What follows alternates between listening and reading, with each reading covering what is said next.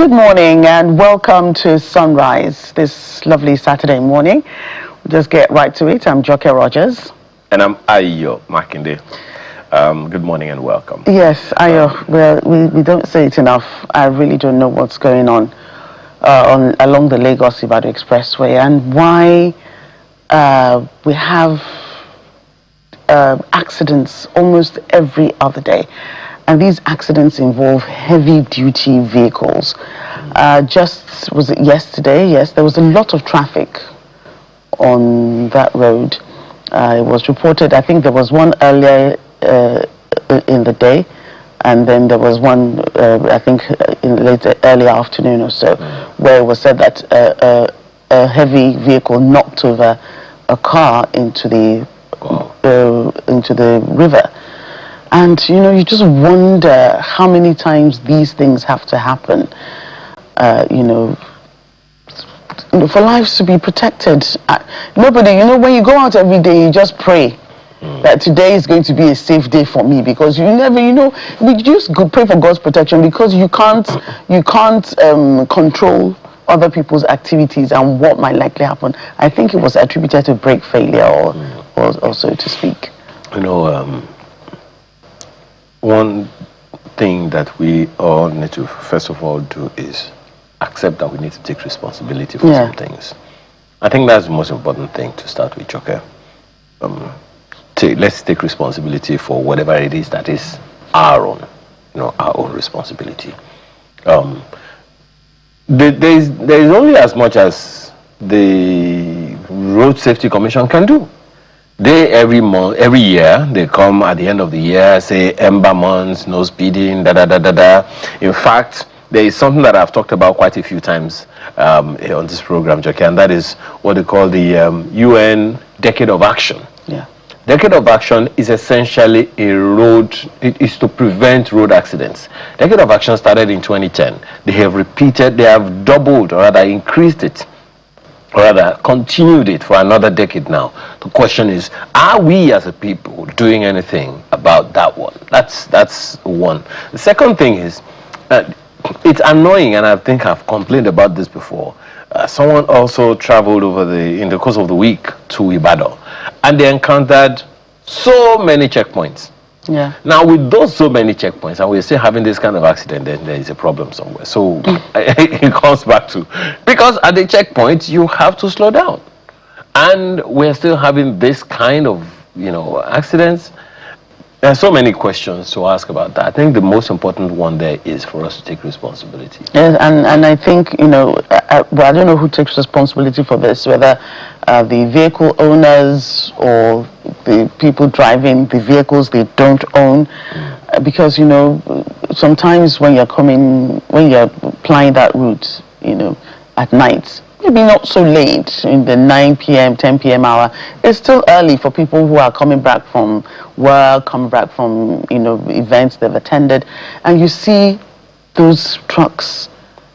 It's until you come upon them that you know that they're there.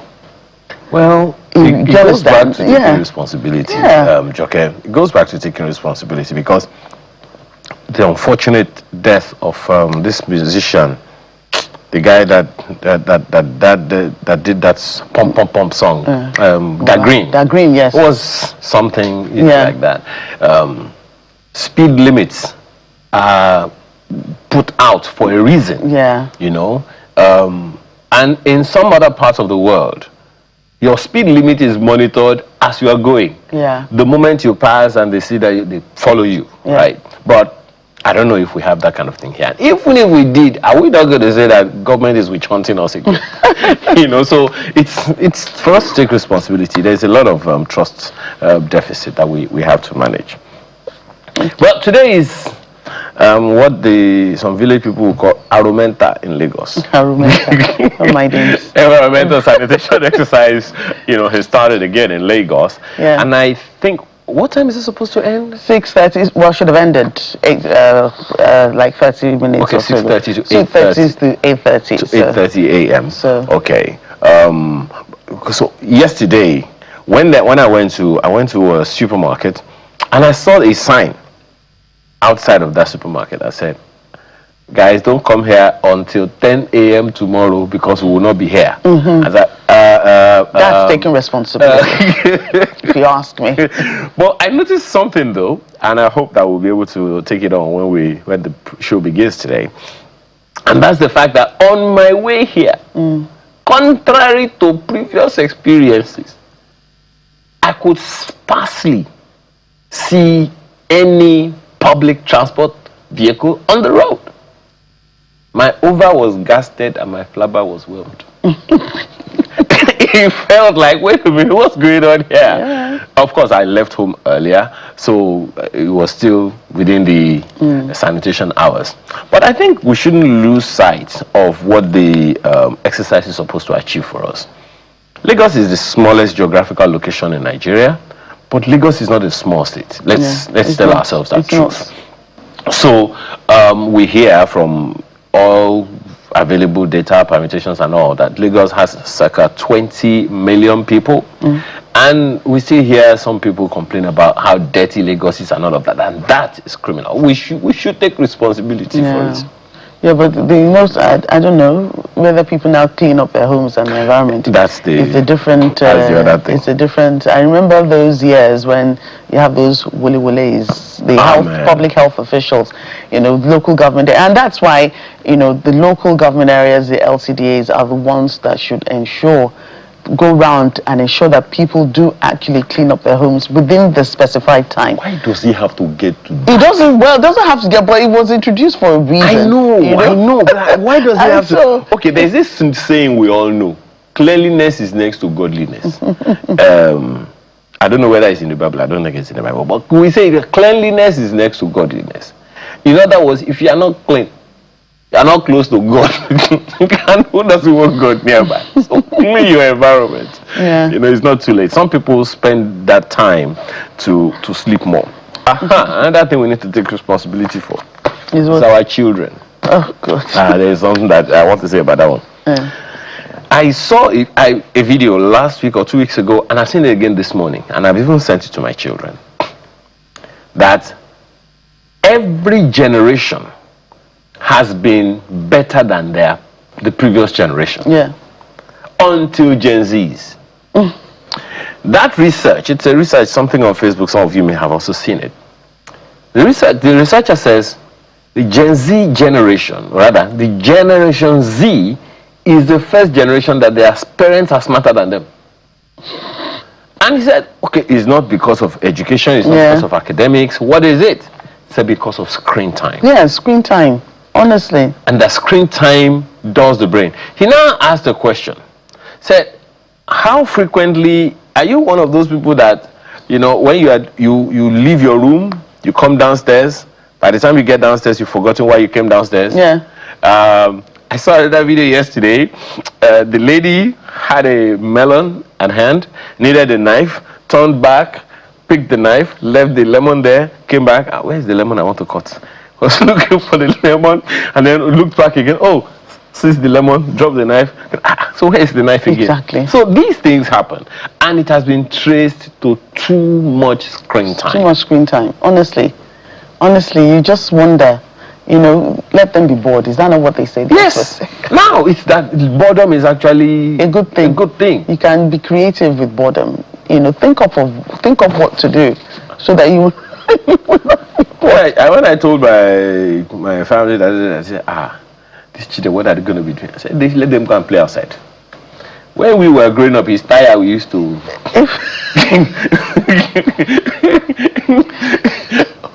and Castagna. For me, we used to climb the mango trees in our compound. And when the mangoes is ripe, we bring out the mangoes and we sit down and eat, such that my father cries that too much mango with everything. We know too much of everything is not good, but God, but at least we had something that we want to eat. So screen time is, this is 2026. I think around 2012, 2013, I had been telling my now much older kids that screen time dulls the brain. Yeah. I was telling them they were still in secondary school, primary school, secondary school. Screen time dulls the brain. They felt daddy was being whatever. Now, The research has proven it. So, dear parents, do yourself a favor. If you really love those children, cut down on their screen time. Now you are asking the question, so what will they now be doing when they are not using screens? They need something to do because they will now engage me. Why are you a parent? Find a way. There is a way you grew up. You didn't grow up with screens. There's another country now that has banned, screen time and all that for particular age. Yeah, for under 16. Under 16. I can't remember. I know that Australia had done it, and there's another country now that I just read like yesterday or so that has also put this in effect. So, are you saying that is we have been toying with? Our National Assembly should toy with that idea as well. Although I'm not sure how much people would. Don't forget that we are still struggling with regulating social media. Anyway, let us take responsibility for the show this morning. And what are we discussing? Going after terror funders, the fundraisers for terrorism, the people that back up those people. Yes, we have a list for them, Abi. So come out. Then top hunger hotspots. We're talking about that as well. Hunger is a definite, prominent signal of poverty, so we'll talk about that. We also have environmental sanitation exercise returns in Lagos. That was reintroduced last weekend, so let's see how that is going. Today on Lifestyle, we'll be talking about self-awareness. Are you responding or reacting? Which one is better for you? Find out later. So, and the artist of the week? Yeah, certainly. We'll let you know who that is. The artist of the week is it what? It's a he. He or she? It is he. I wish they could show your face while you're doing that. Everyone, it's hilarious when he does that. Do yourself a favor. I don't have a cup of anything. A cocoa. Well, she don't get it. Don't worry, it's coming. My cup is coming right after. Is it coming from manna from heaven? We'll be right back.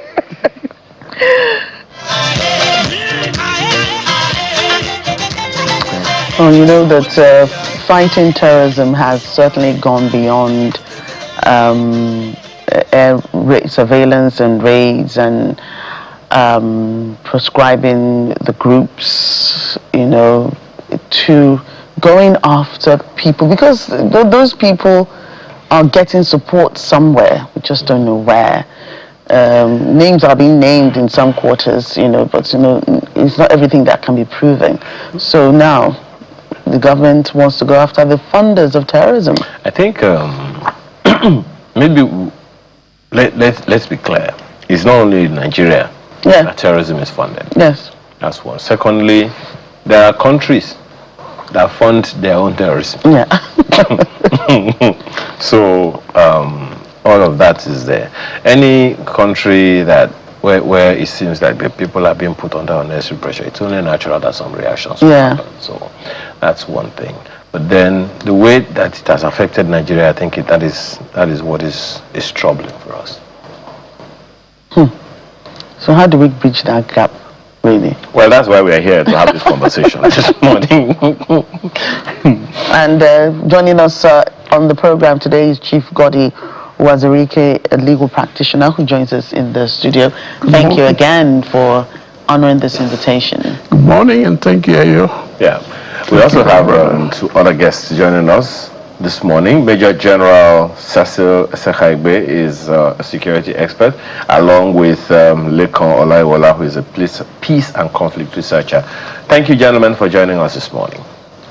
All right. Thank you for having me. Yeah. General, let's start with you. It would seem like we talk about these things from time to time, and it would seem like we just seem to be dancing around the issues.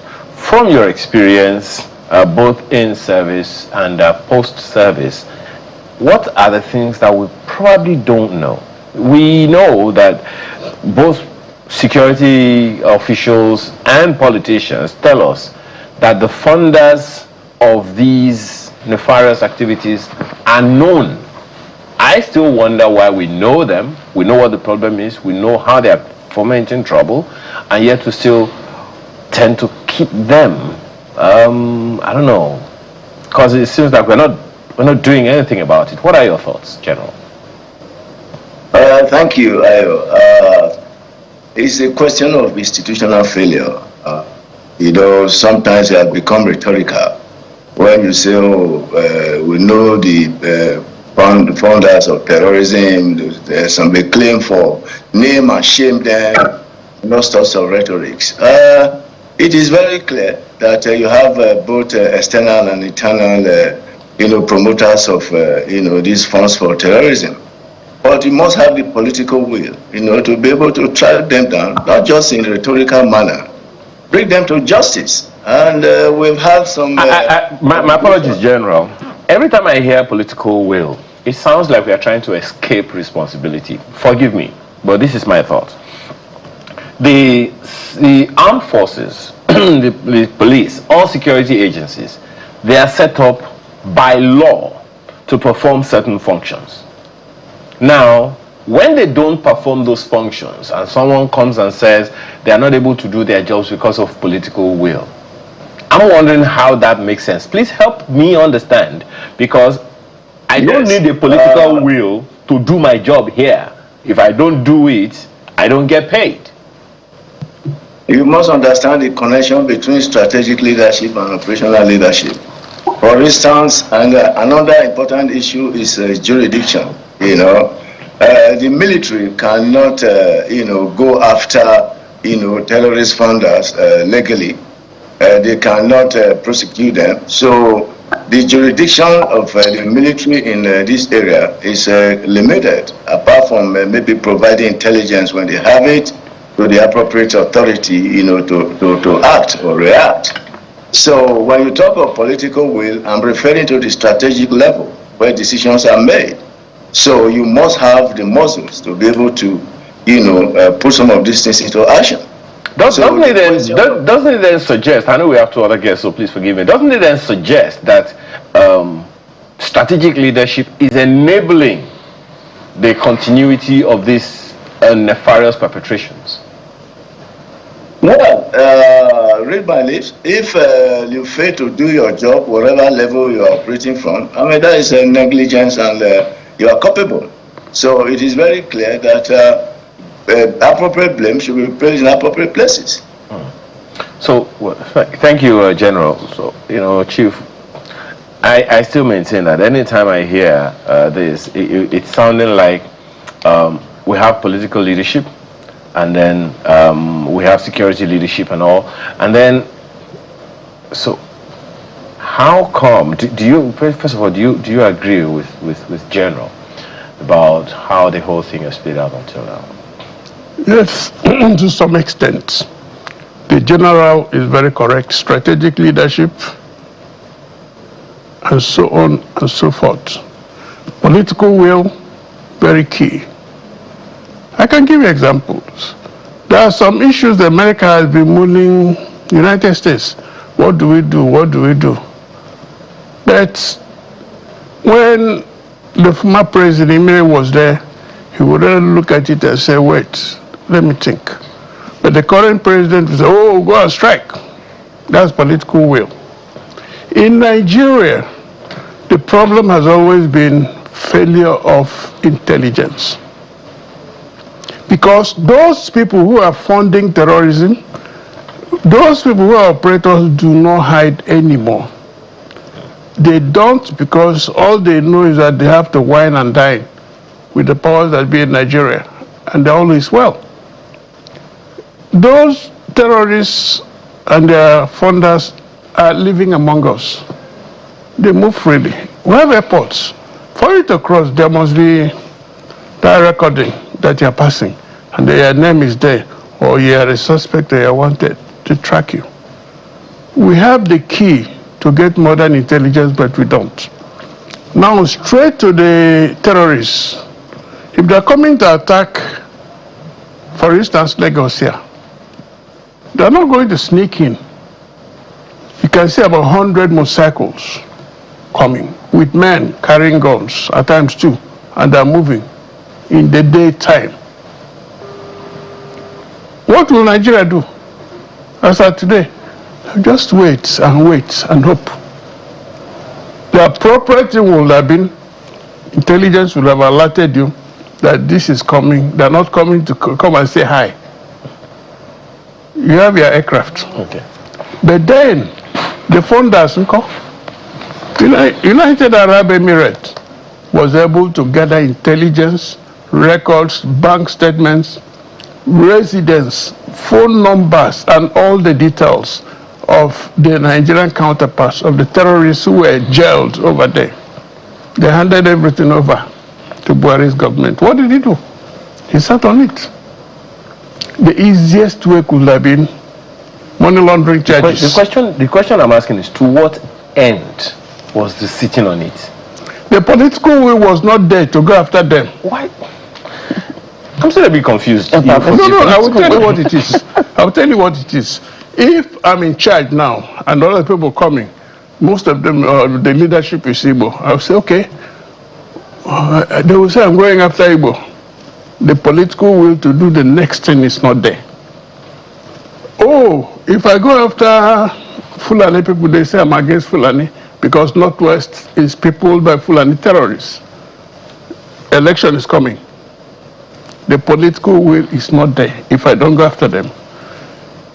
Well, you don't need to go too far. When Borno was starting, Jonathan had the political will, but the governor then led a delegation to Jonathan to tell the military led by Hedrika, please tell them to stop. That the soldiers are killing our people. That was wrong.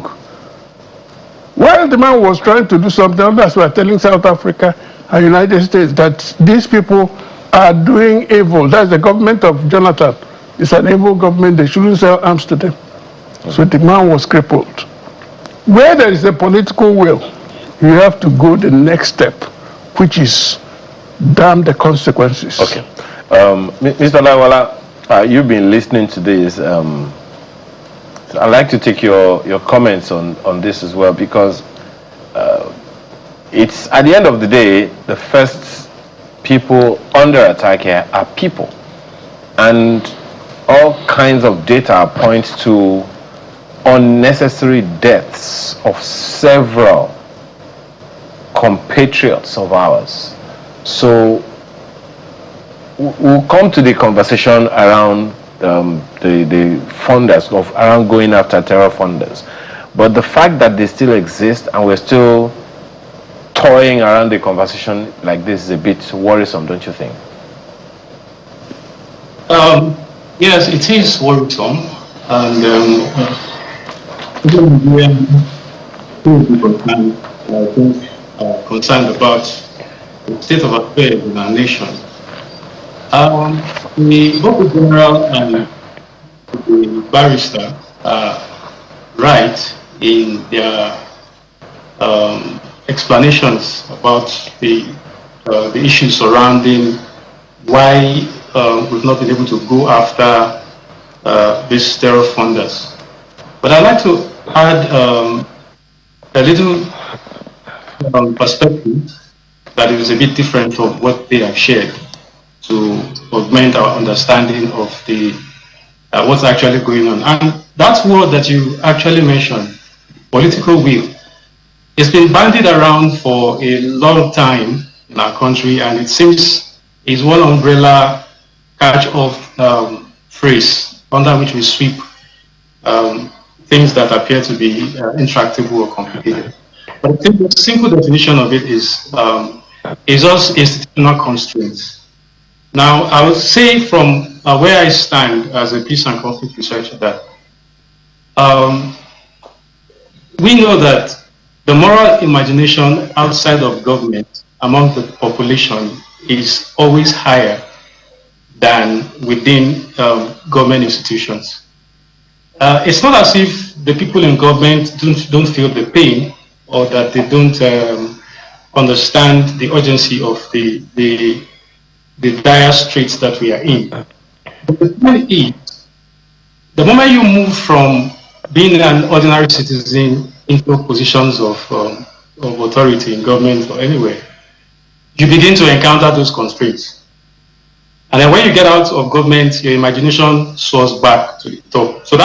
So what exactly do I mean by constraints within institutions? The capacity is there. With the intelligence failure, which the general mentioned, I would term it like it is not failure in the sense that it's not there or it's not available. Most of the time it's there. But the issue is how this intelligence flow across the institutions that are supposed to coordinate to get the job done. Like you said, you are working in the studio and then there are no excuses for not delivering on your KPIs. We imagine that government should work like that as well. Unfortunately, the way governments are built, since we inherited them from the Roman, go way back to the Roman systems of government. So it's not built to respond. It is built to control, to command and to control. And in a command and control structure, you have hierarchies, chains of command, and then layers of permissions and authorizations that you need to go through to get anything done. That's why somebody will say, if you want to do business, don't give it to government. It is not because the people there are wicked people. It is not because they don't have human feelings. It is that any good man gets into that system and is constrained instantly. You realize it instantly. Now, that is not to excuse them. The issue really is coordination. Now, I know where the terrorists are. I know where the funders are. So why am I not going after them? What's stopping me from just going to pick them up? So the issue is, like the general said, the CDS or the chief of officer cannot just move into action to do that. He needs some levels of permissions from some authority in government, in politics, the politicians. And those ones, it's not like it's one ministry or one department or one agency. Files move from desk to desk for these things to happen. And there's something about incentives. Government structures and institutions are highly incentivized. There are things, by incentive I mean that there are layers of protocols from one ministry to the other, and then some sign off from here and there. So by the time you get to desk 1 and 2, you are encountering some hiccups and all that. So before the information goes to the top and comes back to the person who is going to execute it, the criminals have probably escaped, or but maybe anyway, maybe the challenge here is, do we even have a standby system? I don't know. Certainly. Now, General, if I could come to you on this, we've established the fact that, there are those people that back terrorism. We've talked about, is there enough political will, if there's any at all? So from your experience, in being part of those who have, fighting this insurgency, what do you think should be done to make the jobs of those who are on the front line easier, when it comes to identifying the people who are funding the terrorism, the people who are allowing guns to get into the wrong hands, and, allowing banditry and other crime to flourish in parts of the country? Well, I keep hampering on the jurisdictional responsibilities, like at the strategy level, the operational level, and so on and so forth. To be able to publish menace, first of all, there has to be genuine determination to publish. 2, there have to be accountability. If in a value chain of reactions and operations, there are no accountability of any sort, you have a lacuna. Number 3, intelligence. Every time we're in this studio, we have on intelligence. Now, there is nothing, and I repeat it again, there is no pride in it. to call for assistance from anywhere if things are getting out of your hand. You have to call for external assistance. Because right now, I can tell you in the theater, the boys are doing a good job, but what about the morale? The sagging morale, because of some kind of betrayal, because of some complex emergencies, because of a cocktail of absurdities. You have to make people account for what they are doing. People must account, and you must audit at a time to say, what are we doing right and what are we not doing right? We cannot continuously be reactive. We have to understand that insurgency is an offensive climb. It's an offensive operation.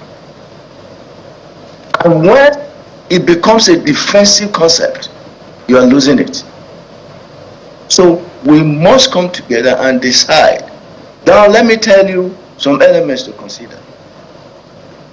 One, what is the nature of this insurgency? Is it ideologically based, or the boundary that is cutting across every segment of the society? Is it economically determined? If it's economic determinism, what do we do? Again, it boils down to that concept of accountability.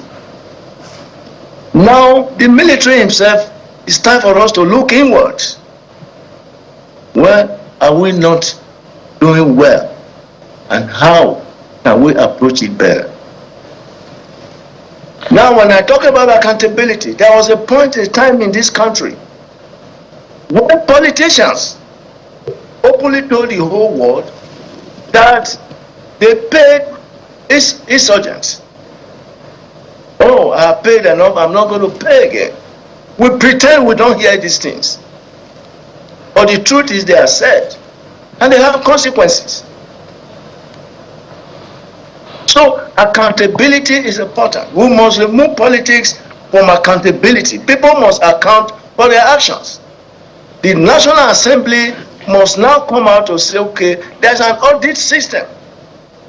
They say to whom much is given, much is expected. Then if there's a missing link in this sensibility, vulnerability spectrum, then we revise and review. Well, General, the challenge here is about the funders. Yeah. We have laws. Now, there is a Terrorism Prevention and Prohibition Act of 2022. Do you think those laws are sufficient? One. Secondly, are there gaps that are being exploited, in your opinion? And is there anything, that security agencies themselves can do from the operational, point? Well, the missing gap is being able to harness the intelligence that you have to be able to operate. At the operational level, the security agencies would build up their intelligence network and come out with a template of how this thing is done. But they are hamstrung. They don't have prosecutorial powers.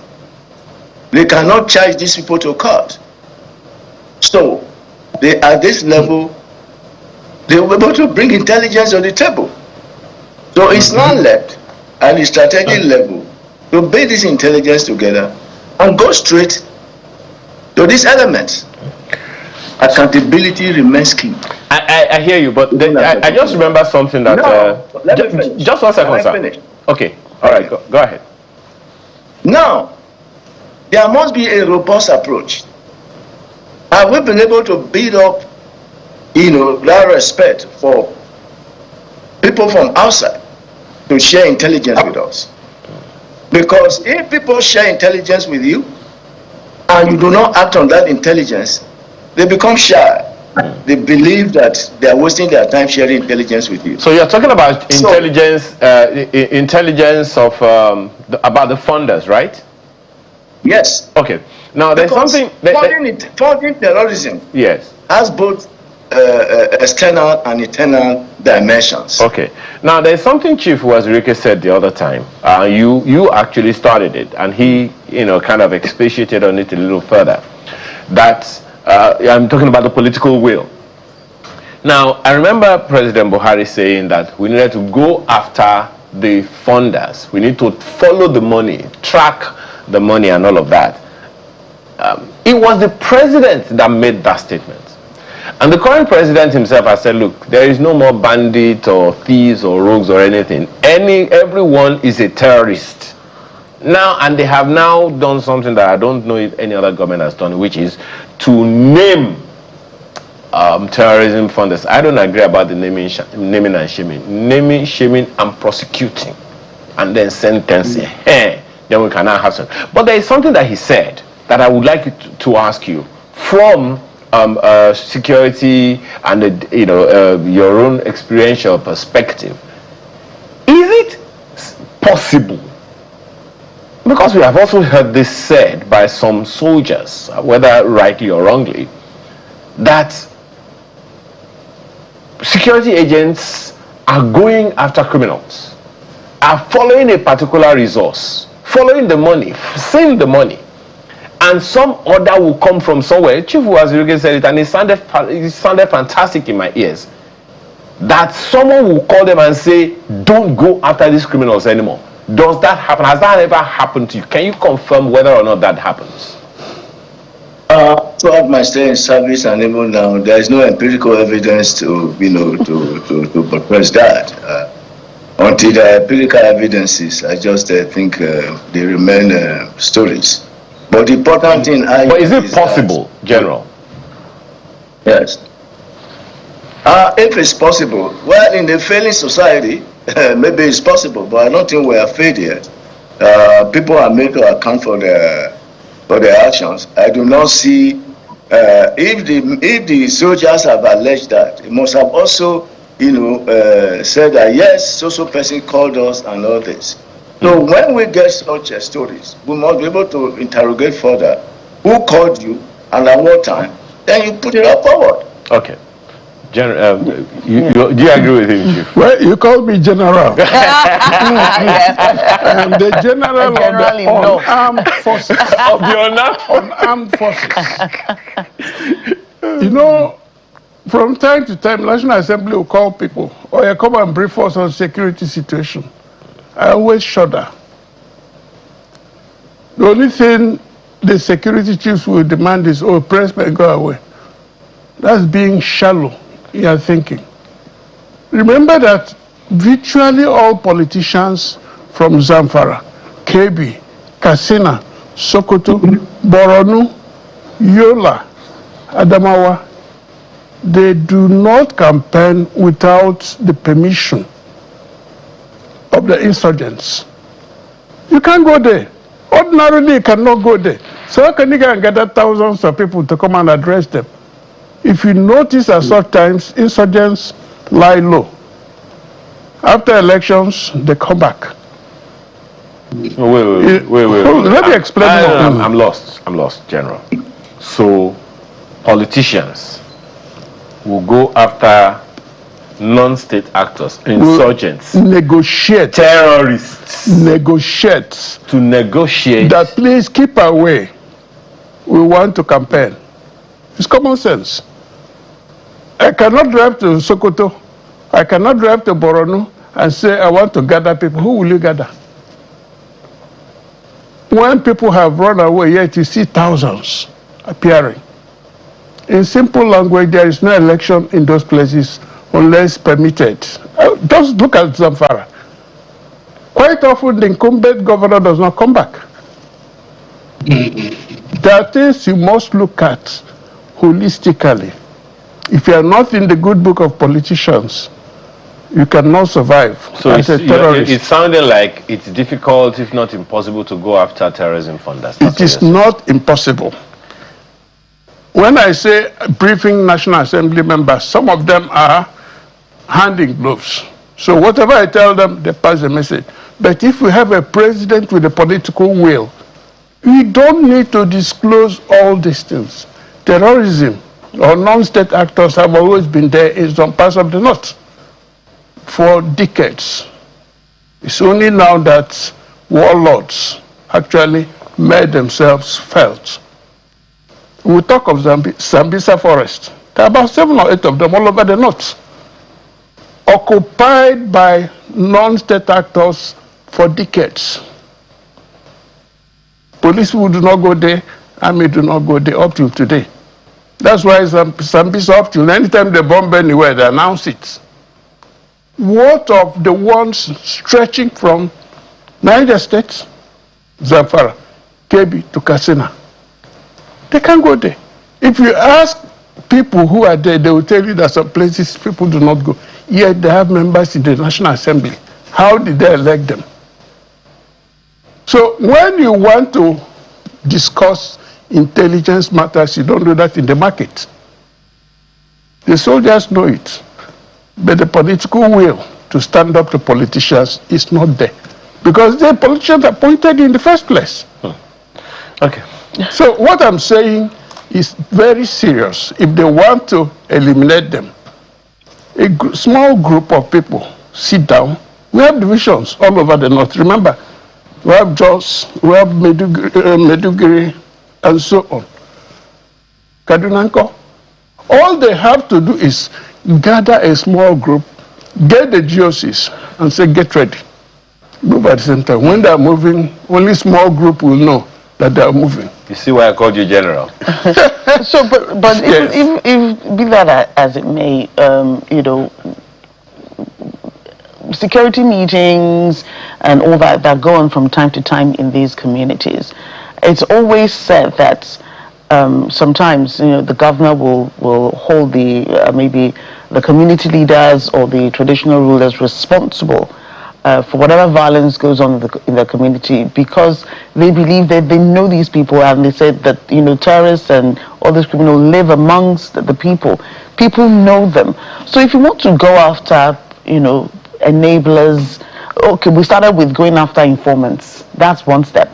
Informants is different from funders. So if we can do that from the local level, can't we start from there?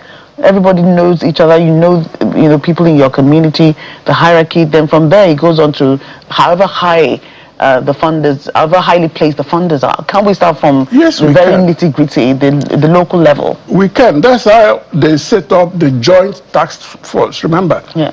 Now those terrorists, they pick up the leaders of the joint task force one by one, because they also know each other. So, but if the villagers decide we want to sack them, no problem. Sacking the terrorists that day is not a problem. The problem is what happens next. The terrorists can come back in 2 months' time when they are sleeping, thinking everything is fine, because the terrorists would have planned secretly how to move. But the failure of intelligence of the government is not to predict what will happen. Now, the Kebbi States, remember the secondary school in Kebbi States, the girls' school, where they came, we had soldiers guarding the school. But they left. People started asking, what happened? Why did you leave? Somebody just whispered that he took a phone call to tell them that a group of 25 soldiers cannot confront over 300 terrorists. But that one was suppressed. That statement was suppressed. So when 300 motorcycles are coming, what happened to intelligence of government? They knew that the operational failure was not sending people to confront them before they got to the school. Enough people. Okay, Mr. Laiwala, let's talk about the part of the people, the communities that are usually affected directly. We have heard it said quite a number of times that sometimes the communities themselves call for the terrorists to come to protect them. The example of the Lakrawa is one of them. So you want to help us speak to that, because sometimes, as Joke mentioned, she used the word enablers. Enabling is one way of funding, you know, the whole, thing. So while the people who have been named, the 48 people on that list have been named and all of that, is there a way for the people themselves to be a part of the process? We have heard it also said that sometimes the people are afraid because if they give information to security agencies, there's going to be a reprisal on them and all of that. So where is the balance? How do you think we can find a balance here? Thank you very much. That's a very good question. In terms of the community people, there's no way we can talk about solving this problem without involving the people at the grassroots because they are actually the ones who are bearing the brunt of all of the violence that is going on. But there is a point I want us not to miss, and that is the criminal economic dimension to it. Well, yes, politicians to certain extent are enablers of these things, but the key actually is the economic incentives that drive local people into the hands of these nefarious people. Now, I'd like to mention the issue of ungoverned spaces. Quite a long expanse of our country is labeled as ungoverned spaces, but I try to disagree with that. There are no spaces that are ungoverned in Nigeria. It's just that they are governed differently. Like Chief Godi said, during elections, a stronghold that was forbidden for any activity, accordingly elections hold there. So some places are governed to harvest votes during elections. Some spaces are governed for extraction of mineral resources. So these places we call ungoverned spaces are villages of some people. They are farmlands of some people. They are livelihoods of some people. So we call them ungoverned spaces because they don't live there. So the issue really is the economic incentives that make people fall into the hands of all three of these people. If you look at the exclusion in the land, the financial exclusion, the inability to absorb our youth into the workforce after they complete their education. These are all factors that feed into the enabling environment that is created for communities to be victims of this. But Mr. Lawala, the unusual information that we have gathered is not more about the economic incentives as it is about the people themselves feeling protected. We heard of a community, for instance, that they were under the attack of some elements, criminals, robbers, herder, all those disruptions to their own, the community's economic empowerment. And it felt like to them, state security agencies couldn't really help them. The police couldn't, stop that trend. So they invited these non-state actors to come defend them. That is what we heard at the time. And it got so bad that the people themselves began to encourage and protect these people. So that's the perspective that I was asking that question from. Yes. Yes. Go ahead. Let me. So the thing is, we must understand first of all that terrorists need to sustain themselves in their activities, and they always need money. So the issue of protection tax, whether the community, maybe in that particular case, they felt they needed similar protection that other communities are enjoying. But initially, this kidnap for ransom racket is a way of sustaining themselves and then control of territory at the time, which are assets in themselves for them because they can then start taxing people and they're raising funds for protecting them from harm and things like that. So other communities may have seen that, and since government is absent in many of these places, people are left with no choice than to join or invite those who protect them, who they feel secure with. Okay. Some people are more comfortable with these armed groups than even the government, who seems not to be there when they are most needed. So it's like a reinforcement of the armed groups would have to survive somehow. Okay, but it still doesn't really excuse the people. General, let me come to you. There's something that Chief Wazirike said earlier. I'm sure you heard him.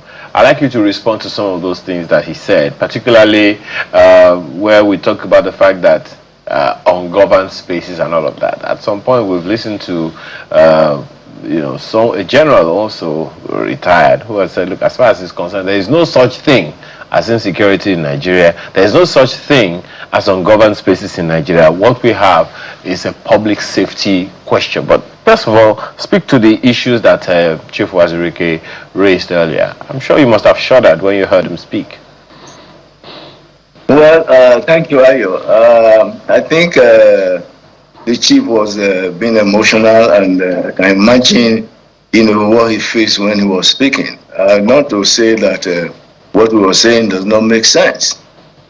Now, there are fundamental issues which he raised, and they need to be interrogated.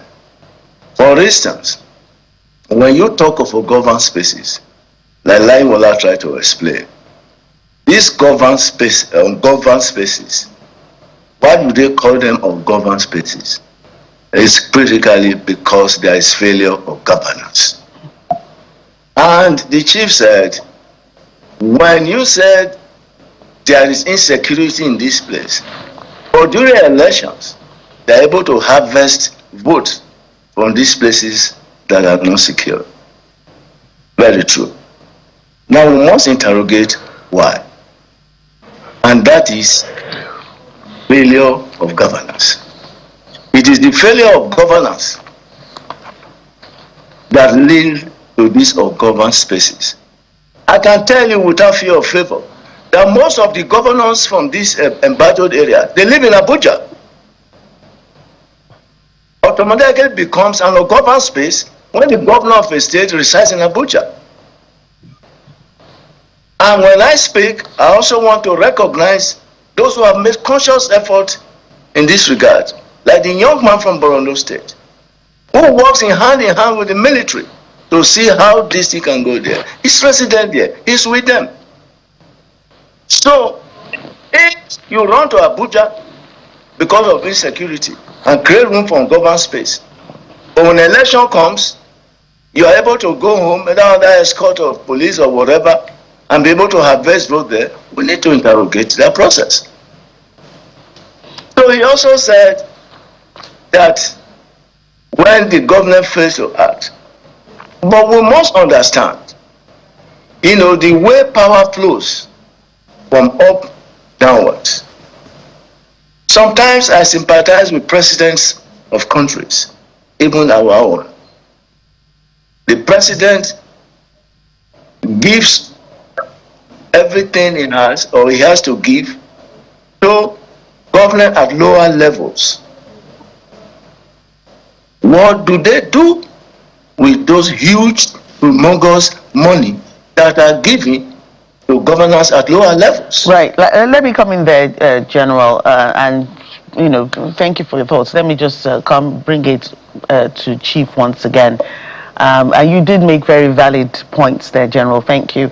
When we're looking at ungoverned spaces, sometimes some of them are like hypothetical, and the other week, sometime during the week, we were talking about forest areas, and one geographer had an inaugural lecture. They talked about insecurity and forest areas, not forests like Sambisa Forest, which is vast and sandy, but talking about real where you have trees and covering where criminals can hide out without anybody necessarily being able to tell where they are. And the one of the things that were brought out from that lecture was that we need much more surveillance equipment to be able to take a look at our vast forest areas and to see where criminals might be hiding, so we can root them out, which is another way of solving our security problem. What do you make of that? The lecturer is correct. In any case, we need technology to work in this modern world. First and foremost, information, they say, is power. So if you are properly informed, you are informed because you have brought the equipment, human and machine. The next thing is those soldiers who are going to fight, are they properly motivated? If they die, what happens to their families? Are they ejected from the barracks? And then the terrorists are now pampered. So when you have a network that says there is massive movement in an area, information is relayed. Those terrorists, when they kidnap, like those who kidnapped 400 or something recently, they need to feed them. Somebody needs to go and buy food and supply them. Cut off the supply chain or follow the supply chain and find out where they are, if you are properly motivated. The forests I'm talking about, there are about 7. Set up by the British, neglected by the government of Nigeria. Because in those days we had forestry guards. Now we're trying to bring them back. And those forests are occupied by the warlords. In their midst, those are Majiri kids. Remember, parents will give birth and send them to the Malam, go and teach them. Where do they end up? No education, no skill. So they follow the money. But then we need technology. Yes, Mr. President talked about when he visited Jos Airport. He was talking about having all these cameras and so on. They will be stolen. The ones in Third Mainland Bridge, what happened? A good number of them are on. But then, have a proper intelligence gathering system, beginning with electronic surveillance. At least it's a first step. In America today, remember, anytime there is something in that Iran area, what happens? America will tell you. Because they have the system that surveils from up. We have drones. From what I hear, even terrorists now have drones. So what of Nigerian government? All right, well, Mr. Laiwala, give us your final take on this because we are totally out of time. The intention was to talk about the terrorism funders, the initiatives that government has taken so far, but it will look like the problem is bigger than that. So your final thoughts, please. Yeah, yes, the government has taken the right direction in finally publishing a list of the funders. The next step is to take a strategic prosecutorial step towards identifying and expediting the prosecution of some of them. Some of them are already undergoing trial. Some of them have already been tried in Dubai. But I think for now, the government is taking the right step in freezing their assets and taking preventive approach rather than a punitive one for now. I know many Nigerians are not too happy that they are not seeing that prosecutorial move as quickly as they would wish. And again, disappointed that the key big names are not on that list. But the thing is that the way terrorism works and those who fund it is that the ones they are most likely to lay hands on like this are the mid-level, the easy-to-see ones. Okay. The core are always hidden the background. I think the government is on track. Okay. Well, General, your final words, please. Yes, terrorism funding, and I want to join Laiwala in appreciating the government at least finally, coming up to, bring names of these people that they have been able to fund. But I also recommend that we expand the effort because these funds don't come just from thin air. The CBN should monitor the banks about how monies are lodged in and all that. They should also monitor the bureau de change to understand, how they operate.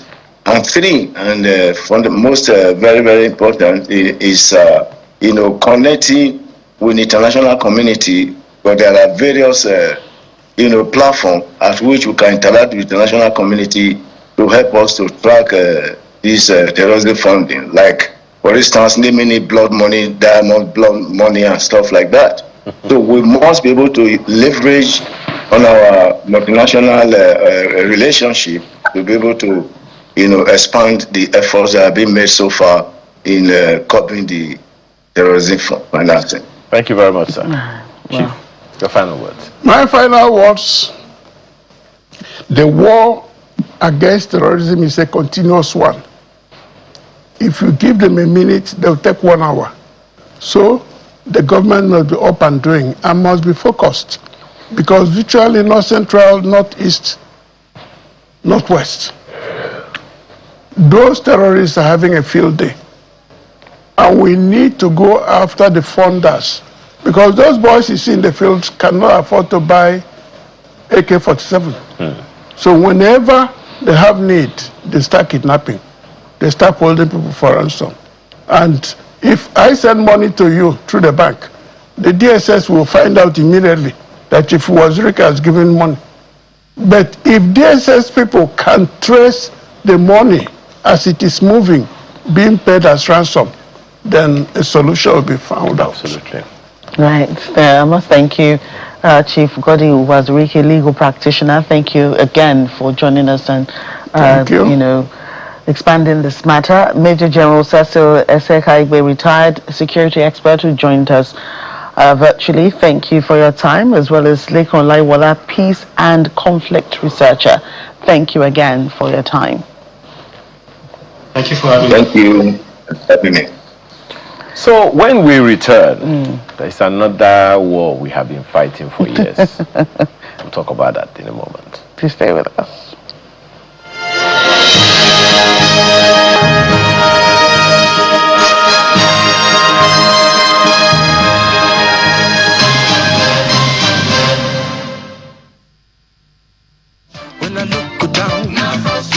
Welcome back. You alluded to another war that we're fighting just before we went on that break. Yes, the war against poverty. Poverty, hunger. I remember there's this Yoruba saying that, and a musician sang it in a song, that if you take hunger away from poverty, poverty is significantly dealt with. Before 1979, because it was 1979 that the Second Republic started, the Obasanjo government at the time started a program they called Operation Feed the Nation. It was an attempt to move us back to agriculture, which we had lost as a result of the Civil War, a trend we'd lost as a result of the Civil War, because then, during the First Republic, there was this very vibrant regional competition, so to speak. The North had the groundnut pyramid, the West had its cocoa, the East had its coal, and a number of other things like that.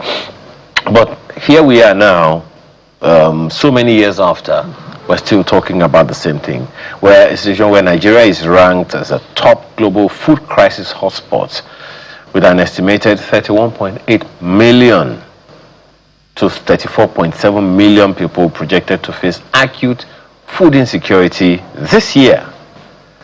We have one of the highest numbers of food insecure individuals globally, driven by conflicts in the north, climate change, and high food price inflation, while the opportunities to marshal our food is still there. Well, let's have conversations around this with Aziz Salau, who is Executive Director, Community Action for Food Security. Thanks for joining us this morning, sir. Yes, thank you very much for having me. Good morning, everyone. Should we be in this situation, Mr. Salau, given where we are coming from as a nation, given all of the opportunities we have? There is hardly any part of the country that doesn't have arable land. How did we get here? Well, thank you very much.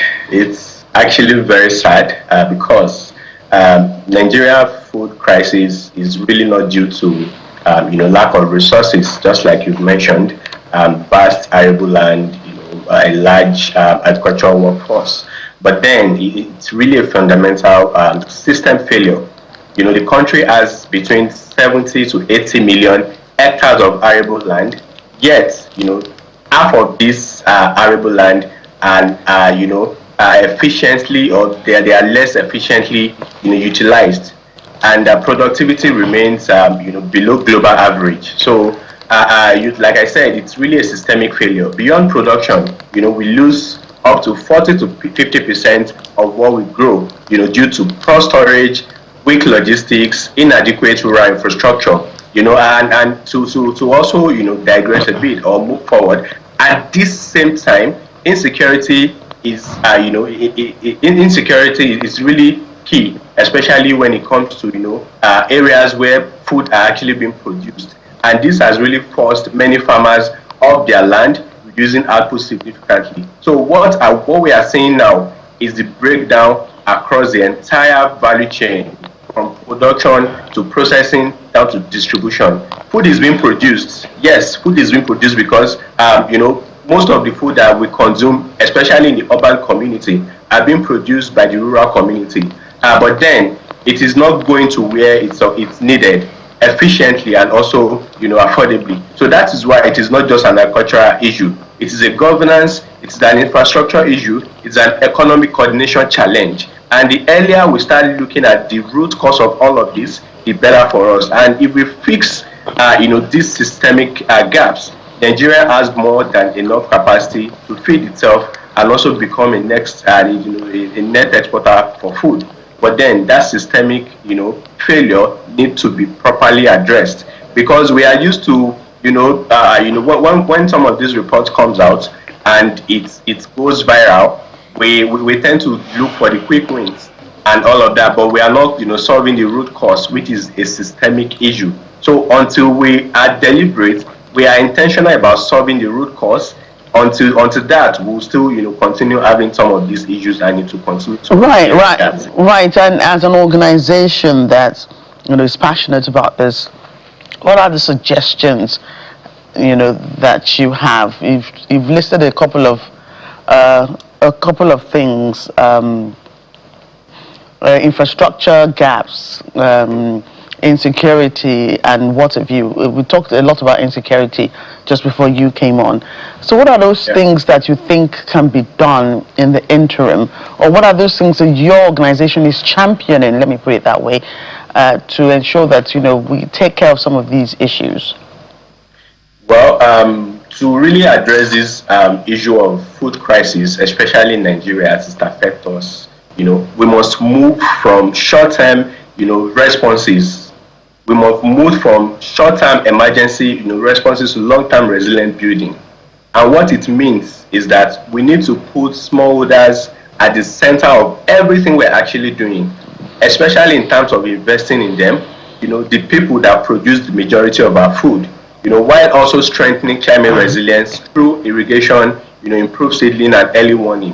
It may interest you to know that a lot of some of these things are happening, especially at areas where we tag as food baskets of the nation. The security challenges, most of them, we need to go to the root cause of them, and we need to have a very diverse dialogue with all of these localities. We need to know the people that are maybe fronting or even sponsoring some of these things, because if we are not really going to do that, it's still going to come, because you can imagine a farming community that has been displaced for over 10 years.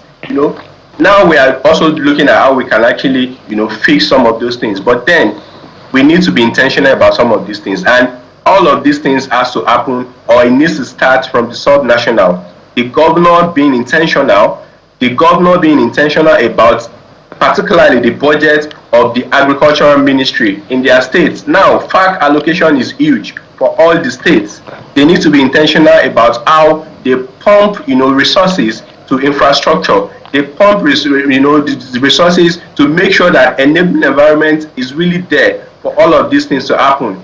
Infrastructure gap is also a very, major thing, and we must fix our rural infrastructure, reduce post-harvest loss, and improve market access. A lot of these farmers, they have their locality where they produce some of these food items, but then the major challenge they are having is even how they are able to move some of those goods from their market, from their farm to the market. So at the same time, policy must go beyond announcement to actual implementation. And when it comes to implementation, like I said, it has to happen at the sub-national level. Right. What is happening in Ogun State is quite different, from what is happening in Kano State, because even when we talk about the agroecological zone, they're actually different. So we can't say that, someone is doing this in maybe Lagos State or something, or in Ogun State we want to replicate. No, we need to understand the root cause of what is really causing some of the challenges at different levels,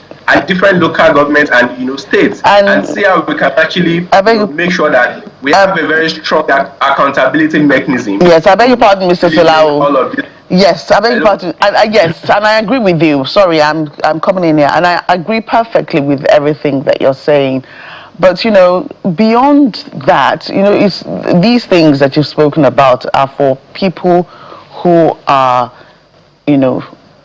existing farmers or people who are already practicing, agriculture, but that have challenges, with what they're doing because of all these things that you've spoken about. But then there are people who moved away from agriculture because it seemed as if it was no longer as lucrative. Yes, we say food is a must. People eat every day. So food is supposed to be, food business is good business. That's what they always say. But it's as if farming is not as attractive as it used to be. There are various slogans that I've heard over the years: make farming great again, make farming beautiful again, for people to go back to the farms and see that this is a good thing. So beyond the infrastructure, provision of infrastructure, a lot of people just don't see farming as something that pays off at the end of the day. Did you get that? Well, so yes, you're actually correct. But then, post-COVID, the UN Secretary General called for a food systems dialogue. And the good thing is that Nigeria keyed into it. So now, we are engaging beyond production, beyond farming. And it is really important for, people to start seeing it from the lenses of the food systems, which is what happens from production down to consumption. And the good thing is that a lot of people can actually, key into different value chains, different value addition to really make ends meet. And just like you rightly said, now what we are trying to, advocate, especially for young people, is to make them understand that you really don't even have to be on the field to call yourself a farmer. You can do a lot of things around, processing. You can do a lot of things around marketing.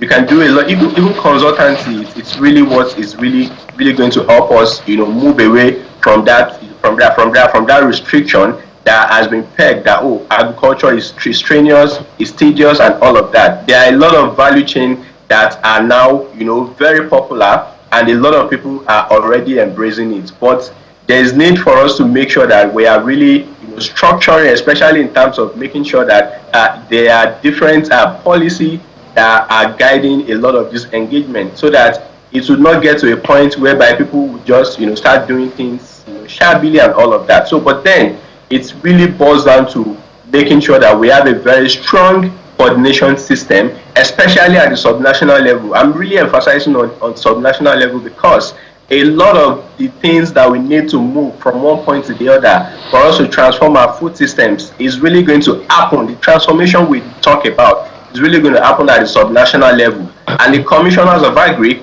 the commissioners, working around food systems, when it comes to food systems, we are really talking about maybe 14 to 15 MDAs, because they cut across, transportation, water resources, land management, logistics, and all of that. So science and technology. So we need to make sure that we are intentional about moving or doing a lot of advocacy and awareness for people to start understanding that these are inroads. These are low-hanging fruits we really need to embrace, and we really need to start working together, because whether we like it or not, it is really going to help us, improve a whole lot of things we really want to improve, especially, improving our GDP. The NESG, macroeconomic outlook for this for 2026 was very explicit and was very, clear about investing in agricultural, agri-food systems, and also, manufacturing sector.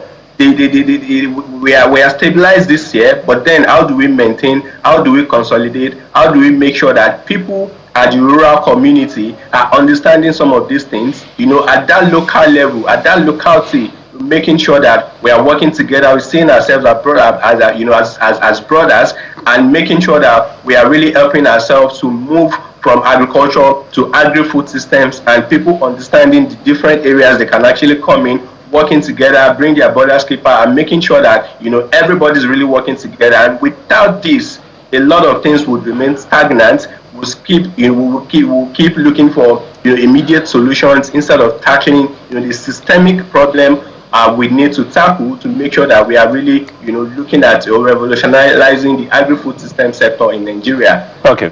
Thank you. But you talked about the subnationals, and I'm an advocate of a functional subnational system. As I said, there is hardly any state in the country that doesn't have vast arable land. In fact, you would remember that in the First Republic and into the Second, we had a cocoa from the southwest, the north had its groundnut pyramids, the east, then just 3 regions had their coal and all of that. But now we have 36 states. Do you see a capacity challenge? That's one. And how do we bridge that gap? Secondly, we know about, and I think you have also talked about it, post-harvest losses. Data says about 40% of harvest that is lost due to one reason or the other. So where do we go from here? Yes, thank you very much. I think you were able to answer the question. Yes, the first thing is capacity gap. And this is really not, about, maybe the governor, nominating or appointing a commissioner. The capacity gap has now, dwindled down into some of the even lower level officers, at the Ministry of Agriculture, at the ministry that started with responsibilities around food systems.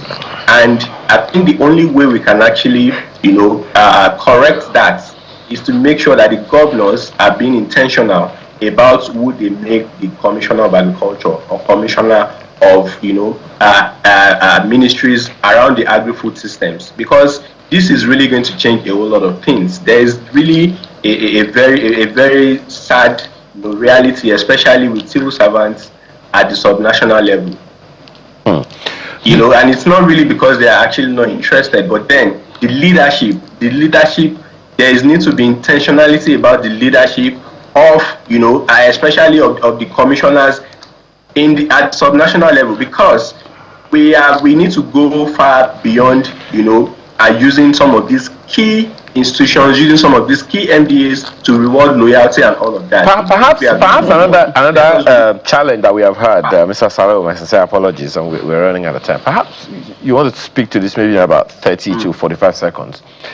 Perhaps it's the challenge. We also have a challenge in the coinage we give to that ministry, commissioner for agriculture, simply because, for instance, in Oyo State, they have an agribusiness agency. Do you think it will make any difference if we changed it from agriculture, commissioner for agriculture, to commissioner for agribusiness or something like that? Maybe it'll give them a little more sense of seriousness about the whole thing. No, it will not really work. What we need to do is a very serious reorientation, mindset change. Okay. Especially at that level, so that people would not, because a lot of some of these things, the major challenge is greed.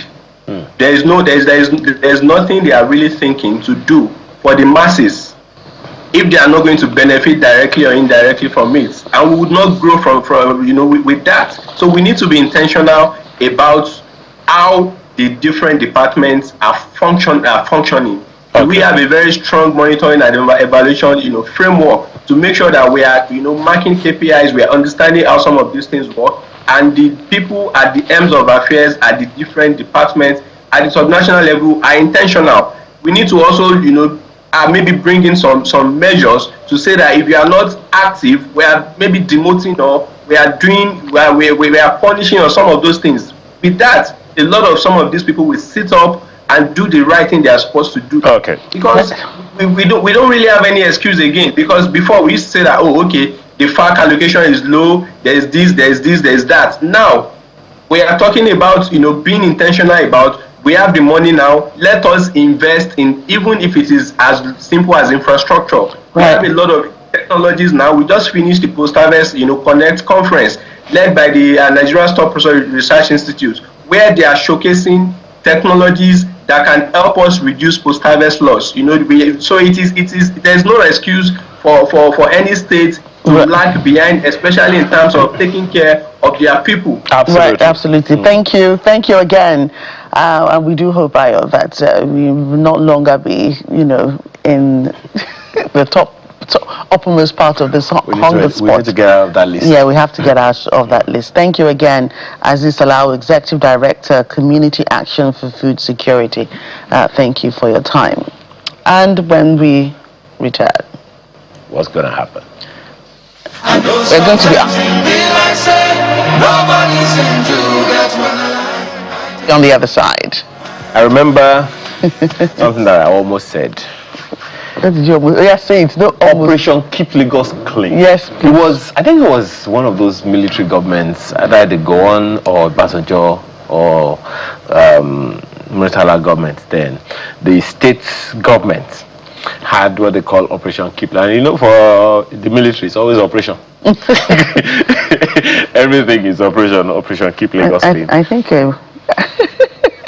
I think we should have a competition. Lagos States, this next person we bring should instigate this competition where people should coin a name for this reintroduced environmental sanitation and see the best option. And then what's interesting is we give a prize for it. Lagos State government has this thing that they do for estates. Yes. The cleanest estate and all of that. My estate's collected it. Anyway, they're not advertising for your estate. It's collected it. Well, the environmental sanitation in Lagos has been reintroduced by the state government, which was suspended nearly a decade ago. And that exercise began today, and we have the Commissioner for the Environment and Water Resources in Lagos State with us, Mr. Tokunbo. Thank you so much for joining us again. Thank you for having me. I guess he's just coming in from the field. Yes. So while you were sitting down in the field. Well, I have to tell you my own opposition. my own observation. Opposition. On my way here today, there were no vehicles on the road, but we'll talk about that one in a moment. How was it today? How was the response? Ayo, let me start by thanking Lagosians for owning this. It shows this is something they've been waiting for collectively, to own it and to make their environment cleaner and saner and better. That is why it's the environment. It's not about Governor Babajide Olusola Sanwo-Olu. It's not about his deputy, Dr. Kadri Obafemi Hamzat. Neither is it about me, Tokunbo Wahab. We're just birds of passage. But when you have a policy that impacts on the people, and incidentally they had the option of comparing what it used to be before the hiatus, almost 10 years ago, and what happened in between. So they had a choice to make. And the choice for every Lagosian, like what we saw today with the level of compliance, is clear. They spoke loudly. And that's why there were no vehicles on the road. And how do you measure this, compliance? I know we have people that across the states. Right. To start with, in the past few weeks or even months, we've been engaging all the CDAs across the state and the CDCs. We've engaged all the local government chairmen, 57 of them.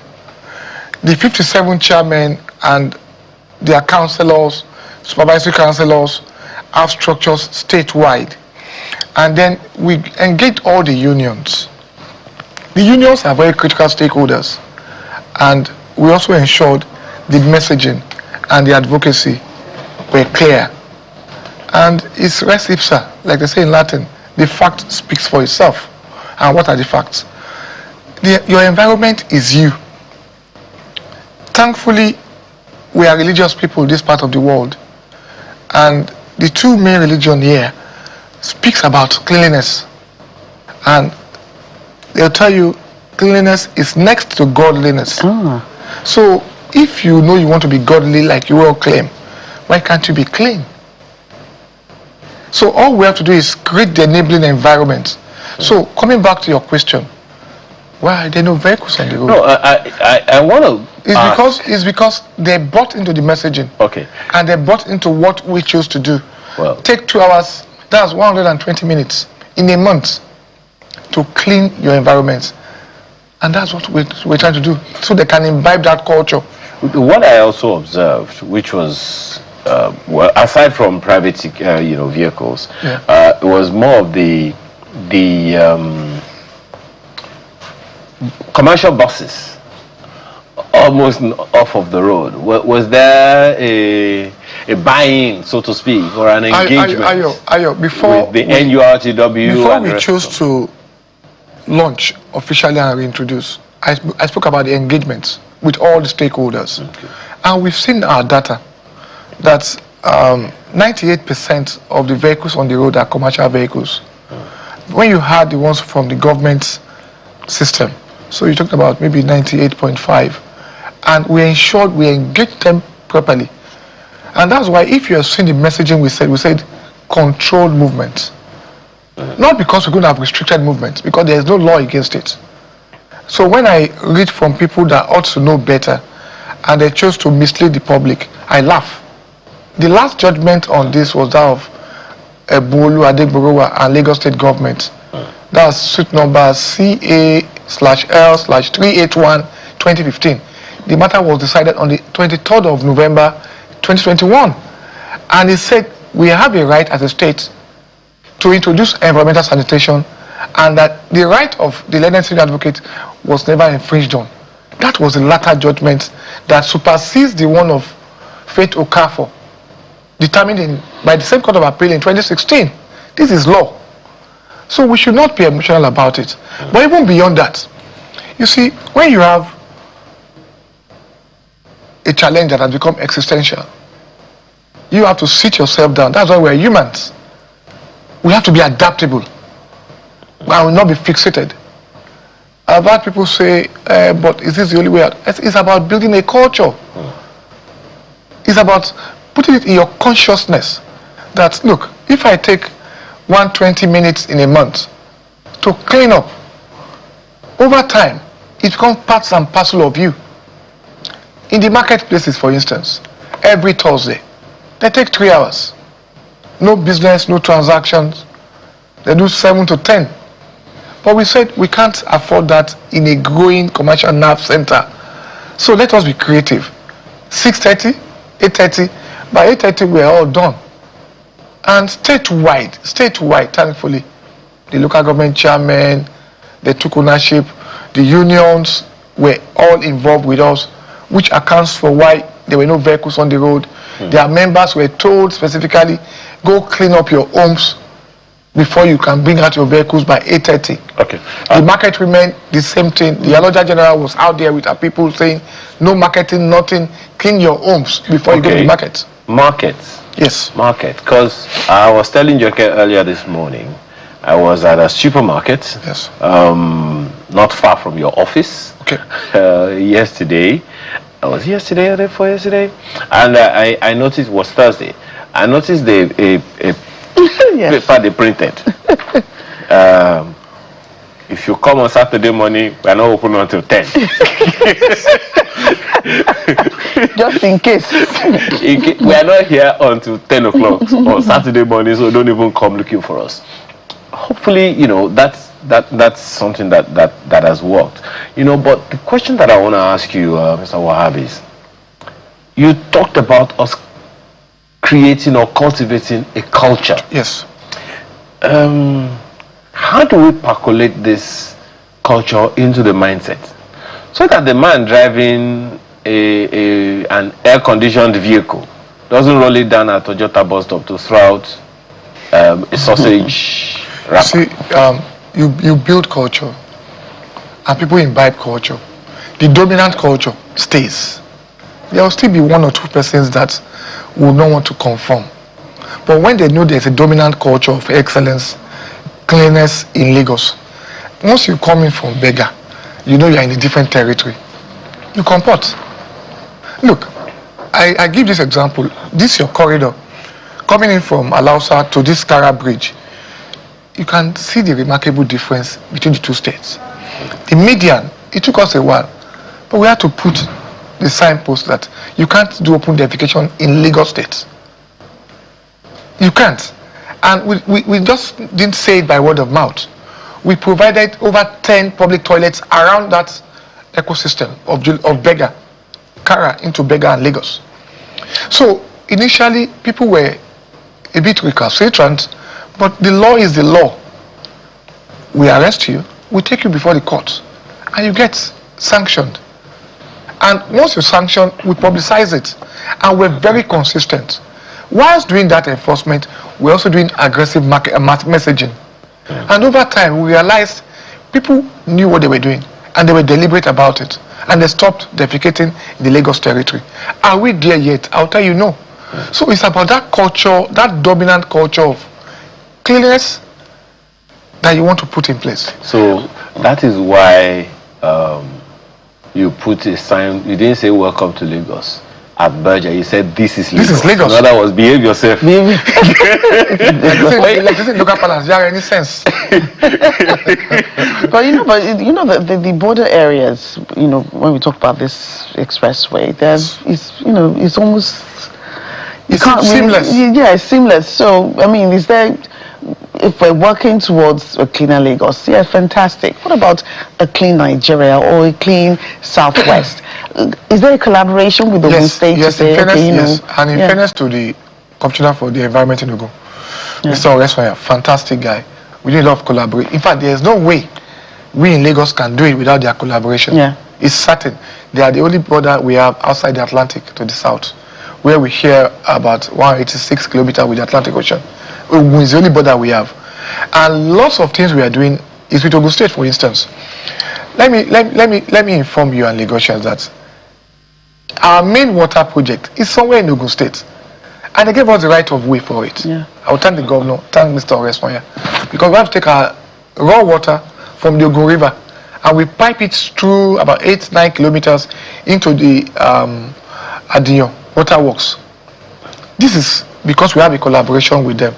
At the Ogijo border with Ikorodu to Ogun State, the same thing we're doing there, where you have a lot of industrial outlets going on. When we had the lead poison issue, it was because of our collaboration with Ogun State that we were able to nip it, and that's what we do statewide. Between our border from Mojoda towards Iyemo, Jijebode axis, the same thing we are doing. There's no way we can work without collaborating with our neighbor, and that's Ogun State. And I want to thank Mr. Oreswaya for the collaboration with us, the ministry. You talked about aggressive messaging. Yes. And for me, the challenge is not whether or not people do these things. Sometimes it's even the entire process. So take us through the process. Because this whole idea of clean environment and all starts with the dirt in hand. You put it in a can, then in the garbage can and all those things, and the whole chain, goes like that. Sometimes it's where the chain breaks. We do not have truck pushers anymore. So sometimes maybe that is where the challenge is. People don't even know, where to put this, where to put that. Add to that, the bus stops. I saw for the first time in a very long time, I saw the Berger bus stop. I saw it. And it was fairly clean. But then there was a time we had bins inside the buses all over the place. Has that also come back now? And all of that. So talk to us about that chain and other activities. Thank you very much, Ayo. Let me start by going to the foundation. The foundation is, over the years, through the decades, we had practiced the traditional way of managing your waste. You just take your waste and you dump them in the landfill or wherever it suits you. But in a place like Lagos or a developing country or society, you must transit from that linear waste system into a system where waste becomes a resource. You must attach value to your waste. That's the first thing we have to do. Now, how much waste do we even generate in Lagos? About 14,000 tons a day. That is humongous. And for a growing population, over 22 million people, it's understandable. So how do you make your waste a resource? Let people see that for every waste I generate, there is what? Polluter pay policy, 1. That means you pay for your waste. 2, you can separate your waste from your homes. The ones that have value, like your plastic bottles, you can sell them and get some money. 3, we as a state provide you the infrastructure where you can give it to us, we cut away, we process, and then there's a value from it. Either it becomes what we have in mind with Zoom Lion, that's fertilizer, compost fertilizer from it, and then recyclable plastics that will give Lagosians, or to energy, or to what Lafarge is doing. Combustible waste is being used by Lafarge to power their machines at Ewiko because they are going fully green.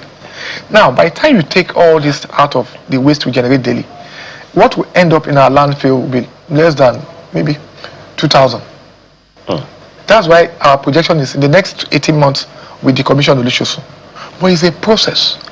That process means the culture must be imbibed fully. Yeah, but it's had to be, I mean...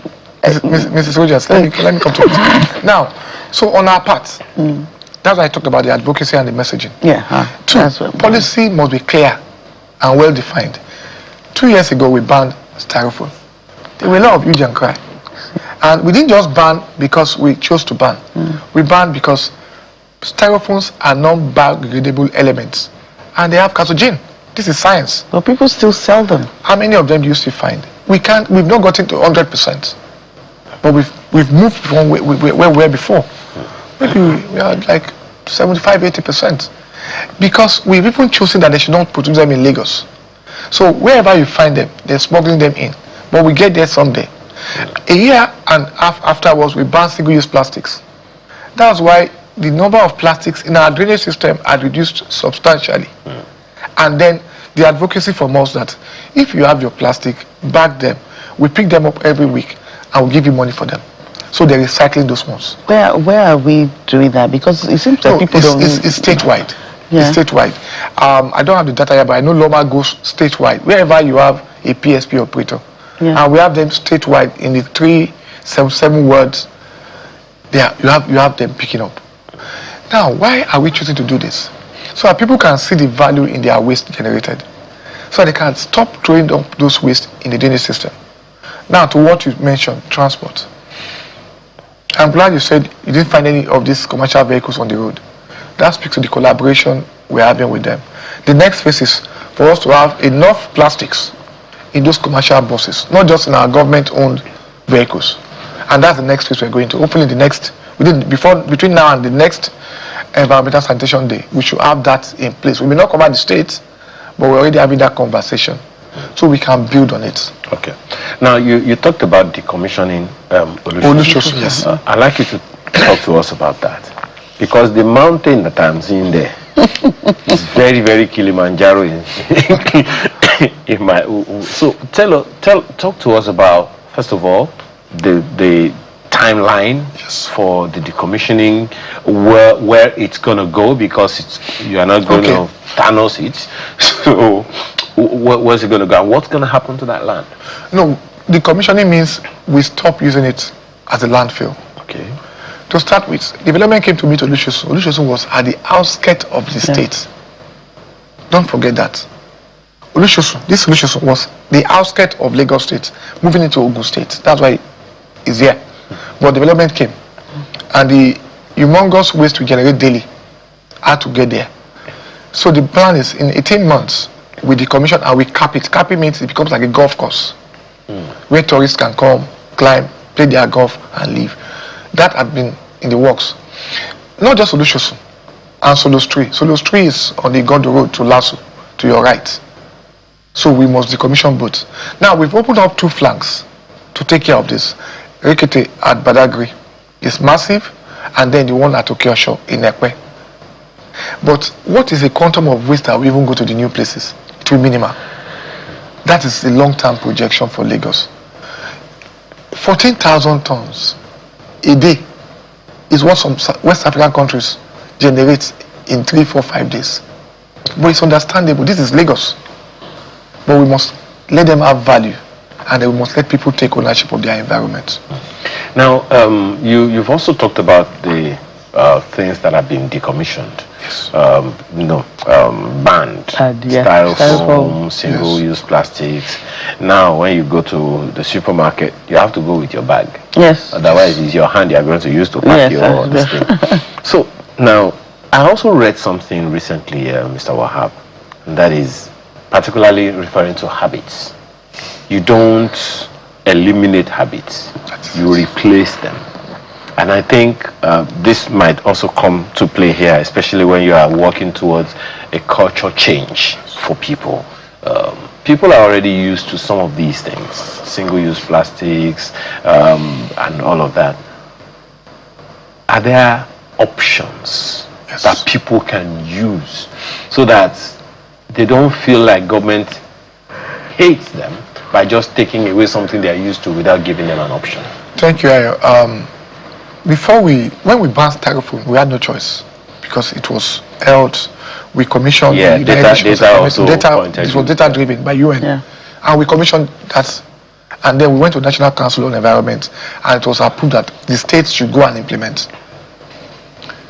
Now, when we chose single-use plastic, it took us a year and a half to implement because we engaged the manufacturers and the critical stakeholders, and we allowed them a window to transit successfully.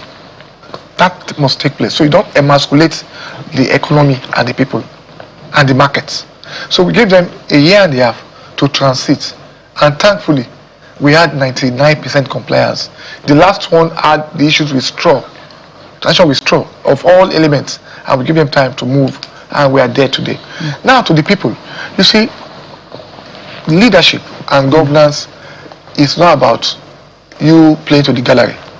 It's about taking people to where you know they should be, not where they think they want to be. And that means you have to be very decisive and firm. Especially when there is a culture of impunity, where people over the years had become emperors in their own corners. Ayo, Mr. Soldiers, how do you explain you wake up in the morning, you take your waste in a very fanciful car, Mercedes-Benz, big Toyota, and you go to the median to drop? How do you rationalize that? And you tell me Lagos is this, and there are laws against it. Sorry, sir. I'm sorry I have to interject. Yes. Does that really happen, or was it staged? No. And someone drives his S-Class 2016, 2018. 2023. Yeah? Brand new. We arrested. How did we even arrest? Because Lagos is full of cameras. Yeah. So the camera captured. So we also have to go to our MVA, tracked, and we went to pick the person at home. Wow. We picked the person at home and we prosecuted. Not once, not twice, not thrice. We've done over 50 people like this. Cameras will capture you at times dead of night. So it means they are deliberate about it. And for me, I say it anywhere, your law must be implemented. It's not the prose of or the poetry of your language upon which you campaign. If you can't implement your law, it's going to be a failed state, where life becomes nasty, brutish, and short, and Lagos cannot afford that. Right, and in implementing this law, earlier we talked about movement, vehicles, controlled movement. Yes. There were a lot of arguments before today, whether there was restriction of movement totally or controlled movement, who can move, who cannot move. So how can the agencies distinguish between essential travel and Stickers. non-compliance? They give stickers out. Media men, medical, even for us, because we wanted people to take ownership. We said, if you have a business you're doing, or you want to write your JAMB exams, go out and write your JAMB exams. There will be proof on you that you are going for exams, or you're traveling. That's why we say controlled. And we make sure we engage those critical stakeholders. So, you see, when people say there are a ban on this, there is a court order, that's why I have to give you the suit number. And I challenge anybody I'm thinking of the whole world, not just Nigerians. If you have a superior court order, superior to that of Buhari Bugowa and Lagos State Government, suit number 381, 2015, Court of Appeal, bring it forward. That's the latest judgment of court as we speak on the matter. But we won't even go that route. We chose to say, let us build a culture.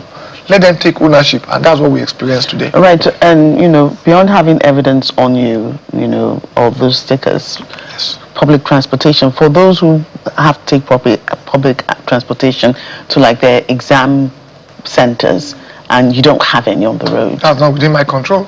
So what do we do? No, the unions chose to comply that they want to clean the environment. I'm not a union member. I'm not going to. I'm going to allow you that to slide because you talked about engagement. Engagement. If you engage them and they do not engage, what will now happen?